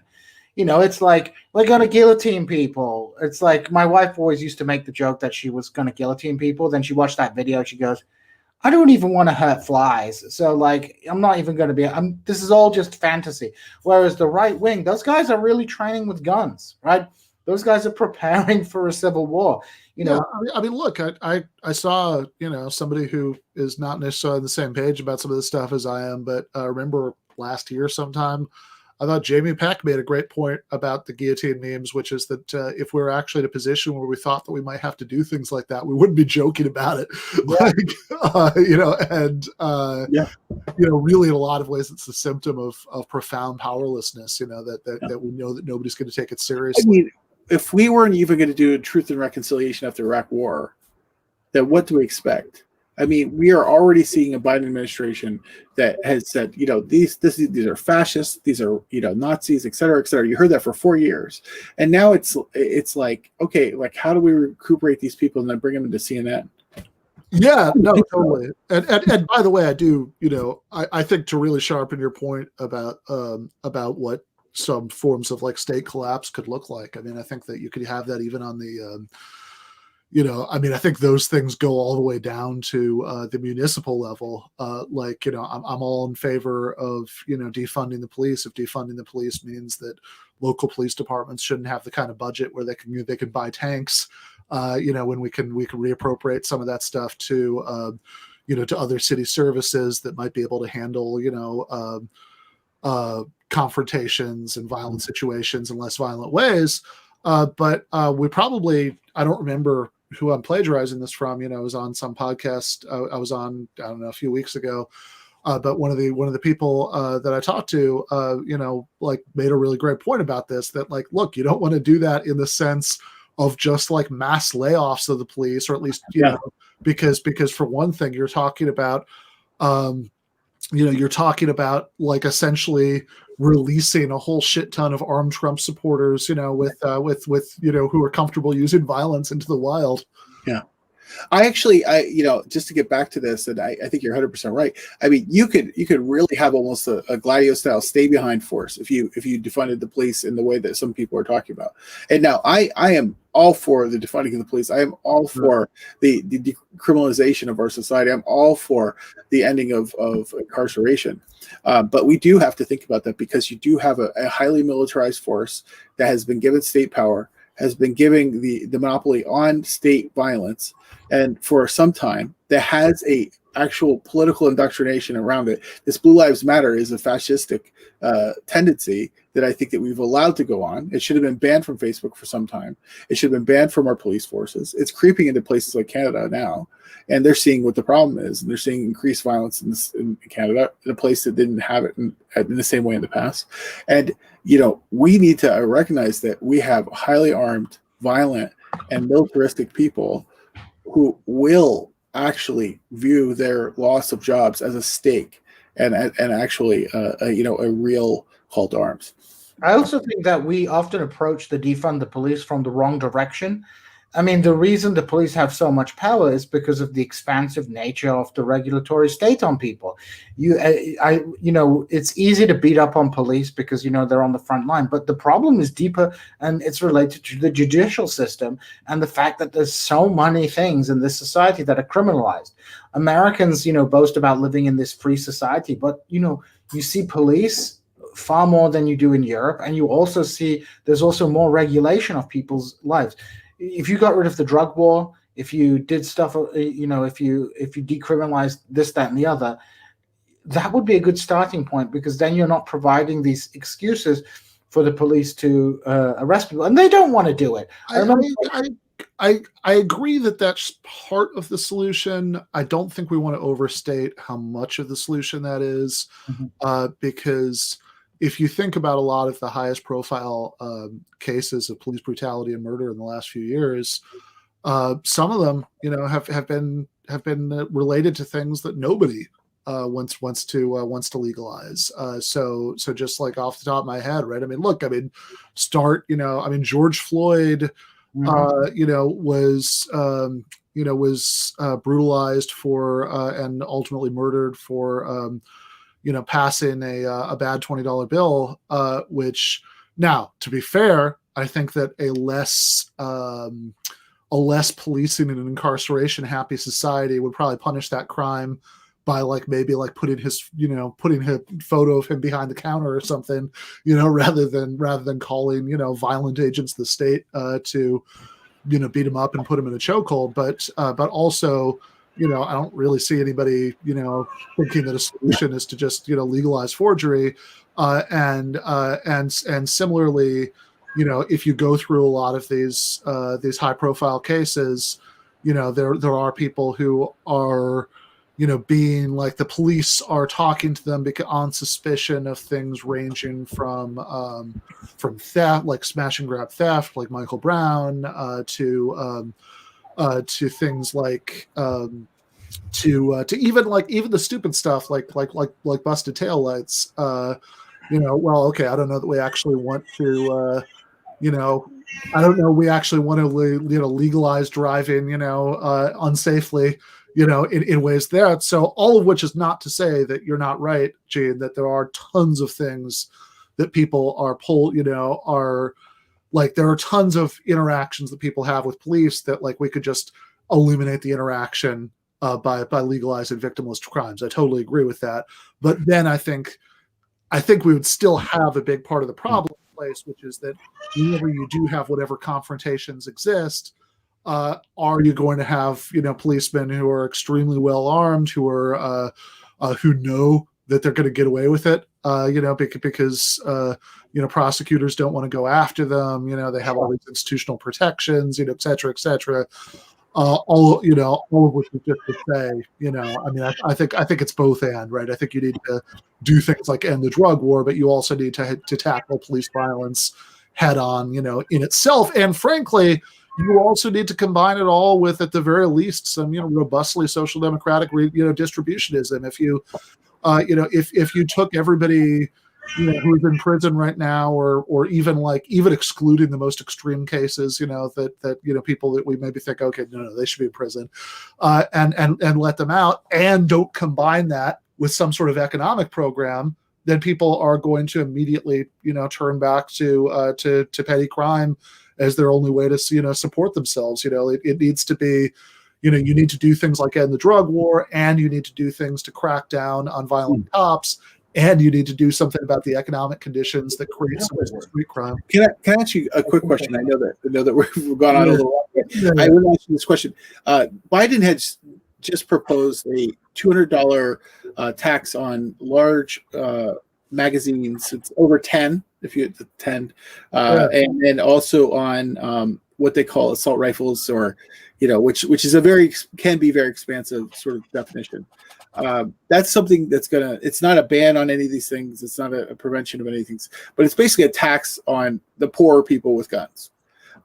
What do you think, given this sort of Iraq sort of model, what kind of mentality do you think what kind of result do you think that could have in a post-Trump world, where Biden's first real policy proposal, rather than getting rid of student loans, as we teased, is actually to put a tax on people's guns? Yeah, I mean, I don't know. I mean, I guess, my concern with all this stuff, and I'm not I'm not some ultra left fantasist who thinks that gun control is intrinsically bad, because we're going to need those when we have our 1917 reenactment or whatever. But I also think that the left needs to be very careful about supporting any given gun control measure, because if it goes back to exactly what Gene was just talking about. You're creating new categories of things to hassle people in poor neighborhoods about, and we want to be extremely hesitant about doing that. And also, I think that then, especially when you get into the sort of more the fantasy of just total disarmament happening in a country as gun happy as the United States, I think maybe is an extremely long-term goal, but also bringing it back to Iraq and Afghanistan, with no pesky Fourth Amendment to stop American soldiers from just busting down people's doors in house-to-house searches for guns. They're still spectacularly unable to disarm those populations. So all of that makes me think, I'm not necessarily against, some forms of reasonable gun control. But also I think that you got to, I think that the primary strategy for getting rid of street crime has to be, I mean, I know this is like a very cliched leftist thing to say, like, you have to go after the economic roots of it, rather than trying to deal with it on the back end, by taking away people's like ability, to commit violent crime. It also strikes me that is gun control something that leftists really want to expend political capital on? Right. Is it worth getting into? Because I live out here in the Midwest. People like their guns. It's a part of their cultural identity, and the problem. I mean, guns can aggravate the violence. There are studies to show that Missouri has very high gun violence because it has very lax laws. But ultimately, like you say, it's the it's the social conditions that create a basis for this violence in places like St. Louis. Would there be less shootings if there was tougher gun control? Maybe, but you'd still have enormous amounts of violence. I mean, take it back to the Iraq example. If you're just thinking about dealing with the security situation in places like Chicago and St. Louis, think about what they did with the Sunni awakening. Actually bring local people to police their own communities rather than bringing an external force. The police in Springfield are generally quite popular because they live in the community, right? So the police guy is your next door neighbor. So he's probably not going to be so quick to like bat on you to pieces because they're part of the community, right? And I think, here I am in Newfoundland where there are more moose than people, and almost everyone outside of St. John's has a gun. Yeah. And I've never seen one. Not like in the States where I've seen a million guns for no reason I can even determine why people have their guns out. But there's a respect for sort of community, and there's also sort of mutual aid in a way that, they say no one is ever going to go hungry in Newfoundland. Somebody's going to give you some moose, somebody's going to give you some cod, or make you a meal. Plus we have a basic safety net here that we don't have in the United States. And you see like, okay, maybe guns are a problem, but maybe they're not the problem. No, for sure. I mean, actually, I remember, I know this is like, look, I'm very old, as is about to come out in this example, but I remember this, drove me crazy watching Bowling for Columbine when that movie came out, because there's a point where Michael Moore is going through all of the, what the causes of gun violence might be. And, and there's a point early in the movie, because he's sort of trying to consider all the possibilities and then eliminating them, where he says, oh, maybe American gun violence is because of the rate of gun ownership. And then and then he says, no, but wait a second, what about Canada? And there's some crazy high, rate of gun ownership in Canada. And then it always felt like later in the movie, he just kind of forgets that he conceded that earlier, like, well, wait a second, what about Canada? Which again, it's not that having lots of guns in circulation is a good thing. But I think there are some reasons to think, yeah, exactly what you said. That and Canadians are not better because they're intrinsically better people. I don't believe that. Like a lot of people, even people in Canada do believe that. It's better because they live in a better world. I mean, I grew up in Michigan. I always like to tell people accurately that I grew up an hour and a half north of the nearest Canadian border crossing. Since that would be in Detroit, Windsor, which is north of the Lansing area, and it's not all, but but look, I mean, I have that whole sort of Canadian cultural superiority narrative certainly good, has never tempted me because I grew up right by Canada. And I grew up in a place that's culturally pretty fucking Canadian. Like, I mean, the difference between where you grew up in Windsor is like, it's negligible. It's nothing. Yeah. Right. It's and like, Windsor's no crown, Yeah. Like Windsor's like if Atlantic City was really cold. Yeah. People on both sides of that Detroit, Windsor, border, like hockey and, beer and, all that stuff. Right. I mean, it's culturally, like, I find people who live at least in certain provinces of Canada, not all of them, but like I find people who live in Ontario much more culturally similar to the people I grew up with than people who live in like Georgia. it's not cultural superiority. It's the it's the social democracy, stupid. Like that. Like these are things these are just political decisions. These are all things that we could have. Like it's possible for people to convince themselves that the Nordic strongholds of social democracy, that there's some sort of like cultural magic because of the homogeneity and the warmth of Nordic whatever. But I mean, it's bullshit if you actually start to read anything about Swedish or Norwegian history. But like Americans can convince themselves of this stuff. Yeah. Whereas, one of the reasons I like the example of Canada, look, they've got Medicare for all, it works. Look, they've got this, is that clearly they're not any better than us, right? I mean, like they're just this like slightly different version of Americans. And that's the thing is, I think actually the American left has to ignore Canada because they need to actually look at some goal that's so far away and so different and so alien, because to look at the basic and simple things that you can do is actually not as much fun. It's harder to look at Canada because you say, okay, they look like us, they sound like us, half of their music stars are our music stars, and you actually have to ignore Canada as a leftist in the United States, because otherwise you have to think, oh, there are practical steps we could take to actually make it better.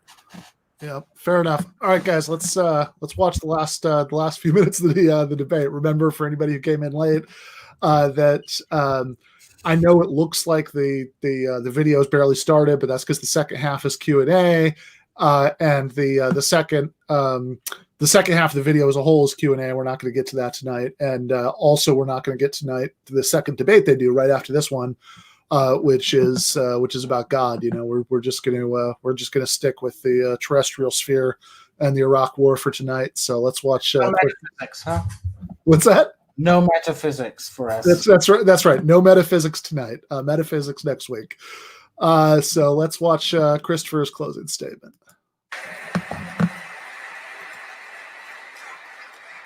Well, it's obviously come to the actuarial. Seems a waste of Hitchensism in a way to just reduce things to the balance sheet, but we do a balance sheet, we'll do a balance sheet properly.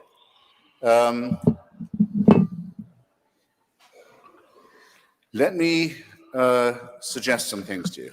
First, everybody knows that there isn't a single clever person here who doesn't know, is there, or watching this on a webcast, who doesn't know that you can't mention weapons of mass destruction and Saddam in the same breath, even though he used them against Iran and against the Kurds, wrongly described as his own people within the borders of his own country, and was continuing to incubate and maintain the capacity to recover them. However, for actuarial purposes, let me just say that having enforced the resolutions that governed this question in the case of Iran, we forced the capitulation of Colonel Gaddafi, whose stock of WMD we had underestimated. When he came in, and he didn't surrender, I might add, to Kofi Annan or Jacques Chirac. Where did Colonel Gaddafi come a few weeks after the fall of Baghdad to say, okay, you can take all my stockpile now and put it in Oak Ridge, Tennessee, where it now is, which is where it should have been. He didn't come to Kofi Annan. Hold your applause, comrades. I know I'm never going to get any from a but thanks for trying. I sort of appreciate it. He didn't come to Kofi Annan or Jacques Chirac or the prostituted, equally prostituted Gerhard Schroeder, the real blood for oil pimps and prostitutes who constituted the leadership of the anti-war movement in European politics. No, he came to Tony Blair and he came to George Bush. So I give up. Okay, let's have a look at this big stockpile that Colonel Gaddafi's got all this time. It's bigger than we thought, much bigger than we thought. We accused him of a lot. It was much worse than we thought, as it had been with Saddam Hussein at the time of Kuwait, much worse than we thought. Well, let's have another look. Where's he got it from? Where's it come from? It's come from North Korea. And it's come from Pakistan, our ally. So by walking back the cat, as it's called in Washington, we discover from this capitulation the AQ Khan network. We shut it down, or at least we put its leader under house arrest, at least for now. At least we put the North Koreans in the frame, and they know we've got them. This is the biggest non-proliferation victory there has ever been for any US administration ever in history. That's the first thing. The second is we catch the guy who rolled Leon Klinghoffer off the deck of a cruise ship in the Mediterranean, who avoided arrest when he was caught, had to be released, because he was traveling on a diplomatic passport. A what passport? A what passport? A diplomatic passport. What diplomatic passport? An Iraqi diplomatic passport. Just like Abu Nidal had been traveling on, just as like every other terrorist gang you've ever heard of in the Middle East had been headquartered in Baghdad. We shut that down too. You think this is nothing? You think it's nothing. You want to sneer at it and say, Bush says, mission accomplished? Sneer. Go on, sneer. These achievements are real. There are four reasons for which a state, previously sovereign, may lose its sovereignty, may be deemed to be outside the law. They are four. I'll recite them quickly. 1, violations of the Genocide Convention, which we have signed. And by the way, by all means, let's impose this on Sudan. And by all means, let's impose it on them for Darfur and on China for many other offenses too. Because just as China has backed Saddam Hussein, and just as it backs Robert Mugabe, and just as it's backed the worst elements in Burma, so it has been behind many of our woes in the Middle East. So that's the first thing. The Genocide Convention may not be violated. We've signed it. It mandates that you must move to punish or prevent genocide. Second, a regime loses its sovereignty if it violates the Non-Proliferation Treaty. Iraq has used weapons of mass destruction on its own territory and on the territory of others. Third, you may lose your sovereignty if you give aid, comfort, and harbor to international terrorist groups. Iraq is multiply convicted of this. And fourth, for occupying and invading the territory of other nations, which Iraq had done several times, continued to do, and was intending to do again. This is not, unfortunately, the case with all the despots we'd like to get rid of. The cheap point that Peter ends with, saying, if you're going to do Saddam Hussein, don't you have to do anybody, must reach the critical standard I've just mentioned. The 4 great offenses: repeated, flagrant, gross, and intentional, and going to be repeated, all of them again. It was essential that we move Iraq and the region into a post-Saddam Hussein era, and the woes that have fallen upon us, the second thoughts we're bound to have, the worries about the blunders that we made while doing it, none of which I would deny, and some of which I know more about than you could dare to know. I know things about what went wrong that would curl your hair. Still, none of these can impeach the idea that we did it not too soon, but much too late, and that only therein lies our shame. Thank you.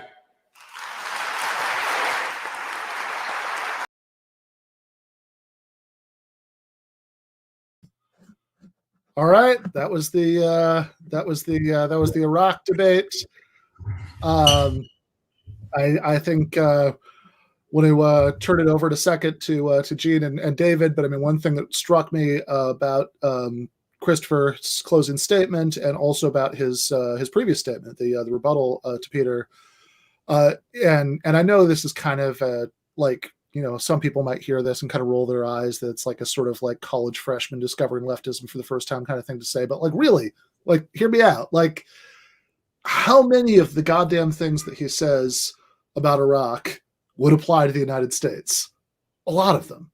Not the degree of internal oppression, of course. Right? Like, I think that obviously, you know, that really would be the sort of 19-year-old reading Chomsky the first time, getting too excited, you know, thing. I mean, of course, there's a world of difference between a extremely imperfectly liberal democratic state and an extremely authoritarian dictatorship. Even though they both do, you know, repressive and horrible things. But certainly in terms of the outside their border stuff, like, you know, Hitchens just said, and I really feel like this is a thing that if he could have had like the ghost of Hitchens past there, you know, like he could have had like 1980s Hitchens responding to him instead of Peter. 1980s Hitchens would have been all over this.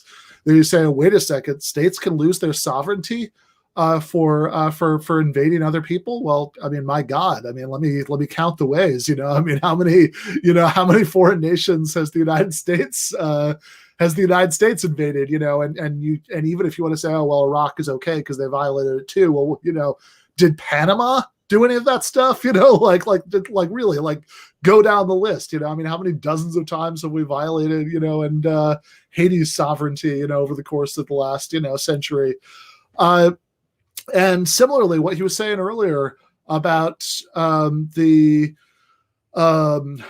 about how we're living at the mercy of Saddam Hussein, and if Saddam had gotten the nuke, and I like that he specified nuke there, because as I saw somebody pointing out in the chat, and this is absolutely right. That W in weapons of mass destruction. That's such newspeak. And it's such an intentionally misleading term, because it can mean so many very different things. It conjures images of mushroom clouds, but it could also mean chemical weapons.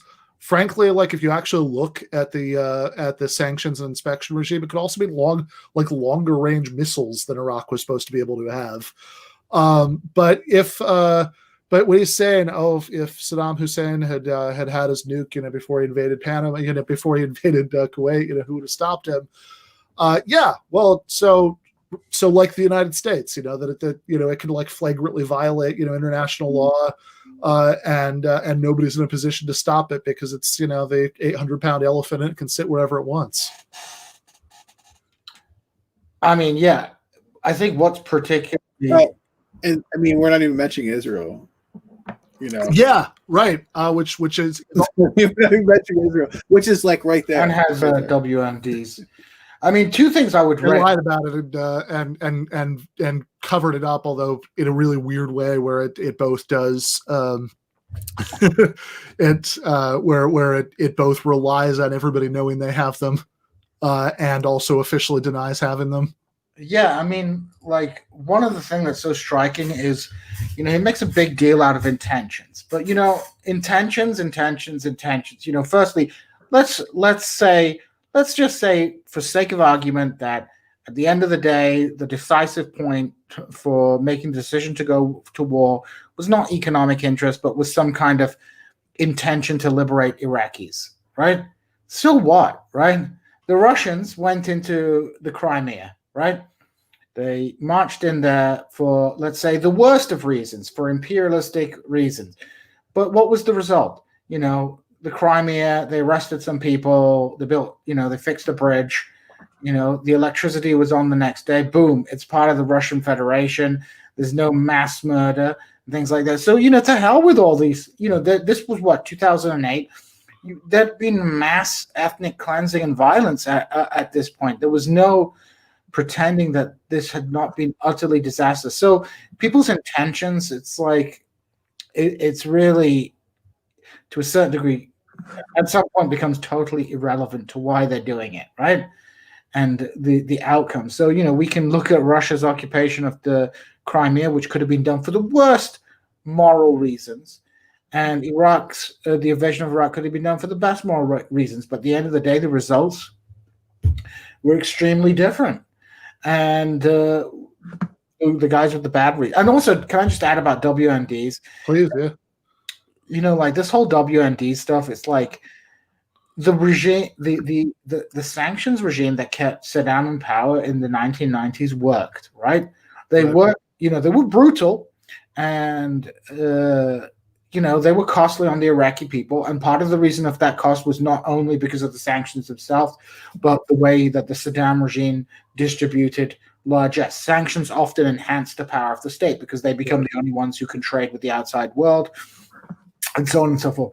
But they kept, which is it's a great point. It's worth underlining and circling, because there was a sort of way that people who were defenders of the sanctions would say, oh, it's not the sanctions, it's the corruption, it's the way that the Iraqi government just distributes it, which is not entirely wrong. But I love your point about that, which is that's built into the structure of the sanctions. Yeah, that's what they do. They enhance the power of the state internally, but they strip it of its capacity to strike overseas. And that was the objective of those sanctions. They wanted to make sure Iraq couldn't be an offensive power as it had been in the 1980s and 90s. And they were largely successful. They kept, Iraq used weapons of mass destruction, as you say, as newspeak, because, weapons of mass destruction, was the nuclear program. It was also dudes with buckets of poison gas dumping it out of helicopters, right? And we have this perverse excitement, this perverse sort of moral problem with chemical weapons born out of the First World War. Are they really, is it like getting gassed by mustard gas? Is that like worse than getting blown apart by a cluster bomb? Or, it's a kind of weird moral line in the ground, which is, but we have this kind of, this thing. Dead is dead. Dead is dead. Yeah, dead is dead. Not only is dead, which is, certainly, obviously, like I'm going to be, is the part that would be most concerning to me if I thought it was going to happen to me. Not how I was going to spend my last. What would you choose? Would you choose getting gassed quickly, or would you choose getting shot at with some high explosives? Yeah, well, that's the thing. Or dying of cancer from it's not even just uranium that dead is dead. It's that it's that they're both like incredibly painful deaths, and depending on how the explosives work out, could actually be a much more prolonged one. Yeah, so like so much of this is just hot air, which Hitchens just can't come to terms with that he was duped and he picked the wrong side. I think and as a professional contrarian, and there's a long British tradition of being a professional contrarian. Peter Hitchens is a professional contrarian as well. That's like their whole stick. And I have time for contrarians, to a certain degree. I think Glenn Greenwald is a bit of a contrarian at times, but that's fine. You need contrarians. But I think, and maybe this is too much psychoanalysis. I think Hitchens' arrogance, as well as his personal relations with individuals, especially in the Kurdish administration, his personal relations, meant that he just couldn't face that this was a disaster. He moved from, this is a good idea to what did we do wrong? Without ever considering that the disaster of the Iraq War was an inevitability of the nature of the Iraq War. They were never going to go into freaking Iraq and even do a Germany in 1945, right? They were never going to do that. I think one of the things that you bring up about Hitchens and his personal relations, I think one of the things that I've always found both compelling and objectionable about Hitchens is that he is in essence the Gen X pundit. He is contrarian by nature. He is operating from what does it matter what I say anyway, because I'll just say what's right or what I think is right. But it's profoundly personal. And it's about the aesthetics of the personalities involved. And sure, they might argue into a war, but you know what? I did it because it's what I felt. And it's for a group of people, and I think we're all cusp Gen X. I think we're sort of on the edge. Yeah. But I would say that I define my morality very differently than them. I think that there is a stylistic aspect that you would rather the world burn than you give up your stick, and I think that that's what you saw with Hitchens here. Yeah, right. Even though he was a boomer, that there was something very very Gen X-y.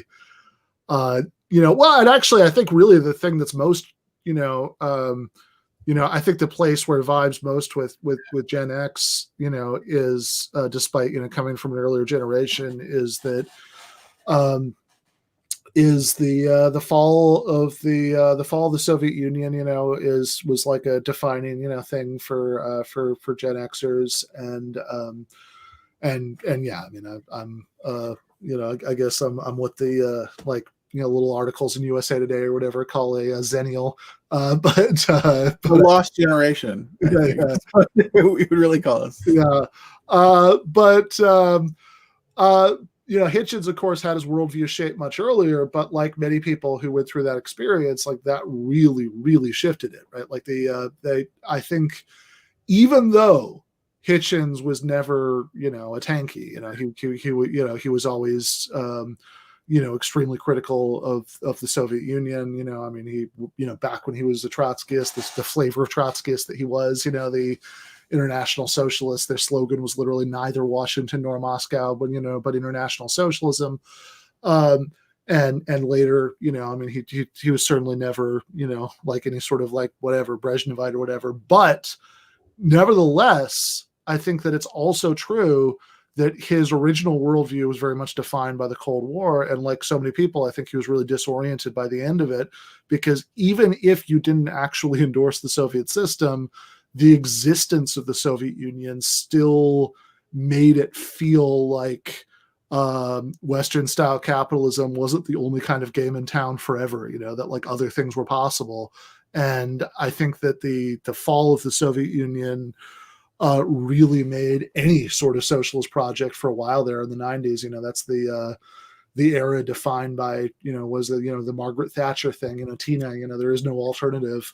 That like it really, even if people disagreed with it intellectually, I think that that end of history stuff was like really in the air, and it was like really hard to resist that. And so I think Hitchens' political shifts, I think really reflect that he, like, look, why is it that Saddam Hussein being horrible and evil and just, and murderous and all this stuff, which is all true, right? Like why is it that the only outcome of that is you have to support the United States coming in to overthrow him?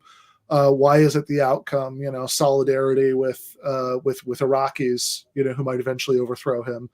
And I think that has to do with just this kind of loss of faith in the idea of any sort of radical change happening from below. It seemed like the only power in the world that could really impact things in that way was the United States. And so inverse Trotskyism. What's that? It's like an inverse Trotskyism. I mean, like you have to use political power to spread the revolution. But I think you're totally correct in the sense that the Cold War provided a relatively stable political geography to think about. And the end of the Cold War, I mean, I was probably too young to really contemplate it, about how disorientating it was for many people on how they viewed the world that they grew up in, where you had these two immovable superpowers, and then overnight one of them just disappears. Yeah, no, exactly.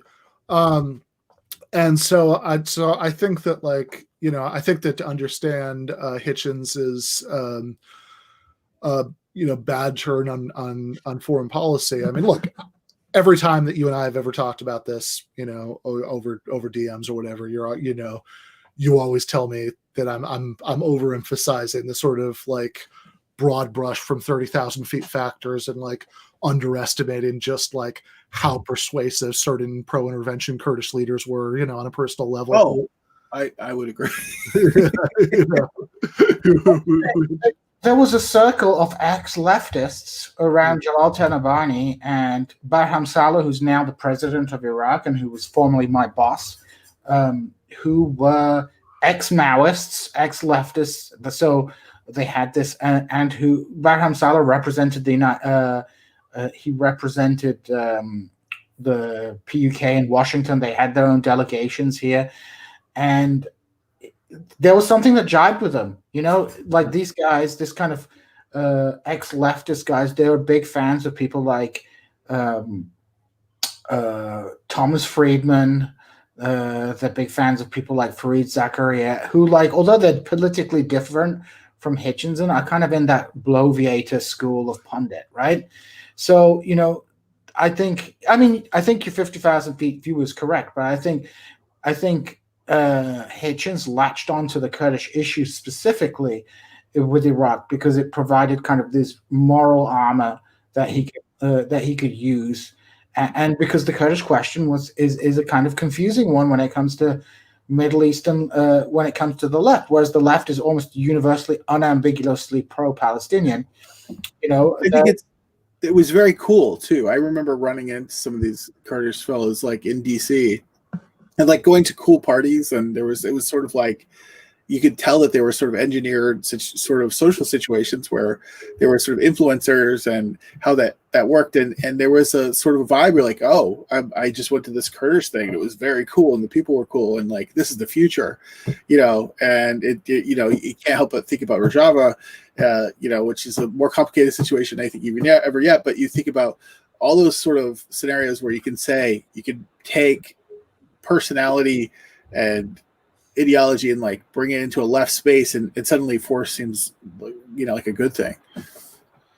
Yeah, no, I think that's I think there's a lot of truth to that. So we could keep going on about this for a very long time, but I know that I said that I would be I'll be ready to have dinner in like a few minutes ago. So we should probably cut it for tonight. Thank you guys both so much. Thank you so much, Ben, for hosting us.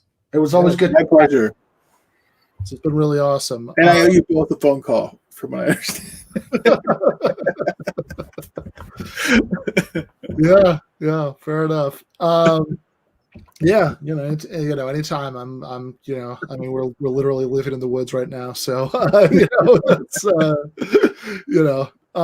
but yeah, I think that but yeah, this has been really good, and it should be an interesting contrast. So as I mentioned, next week gonna have Jeremy Johnson on, and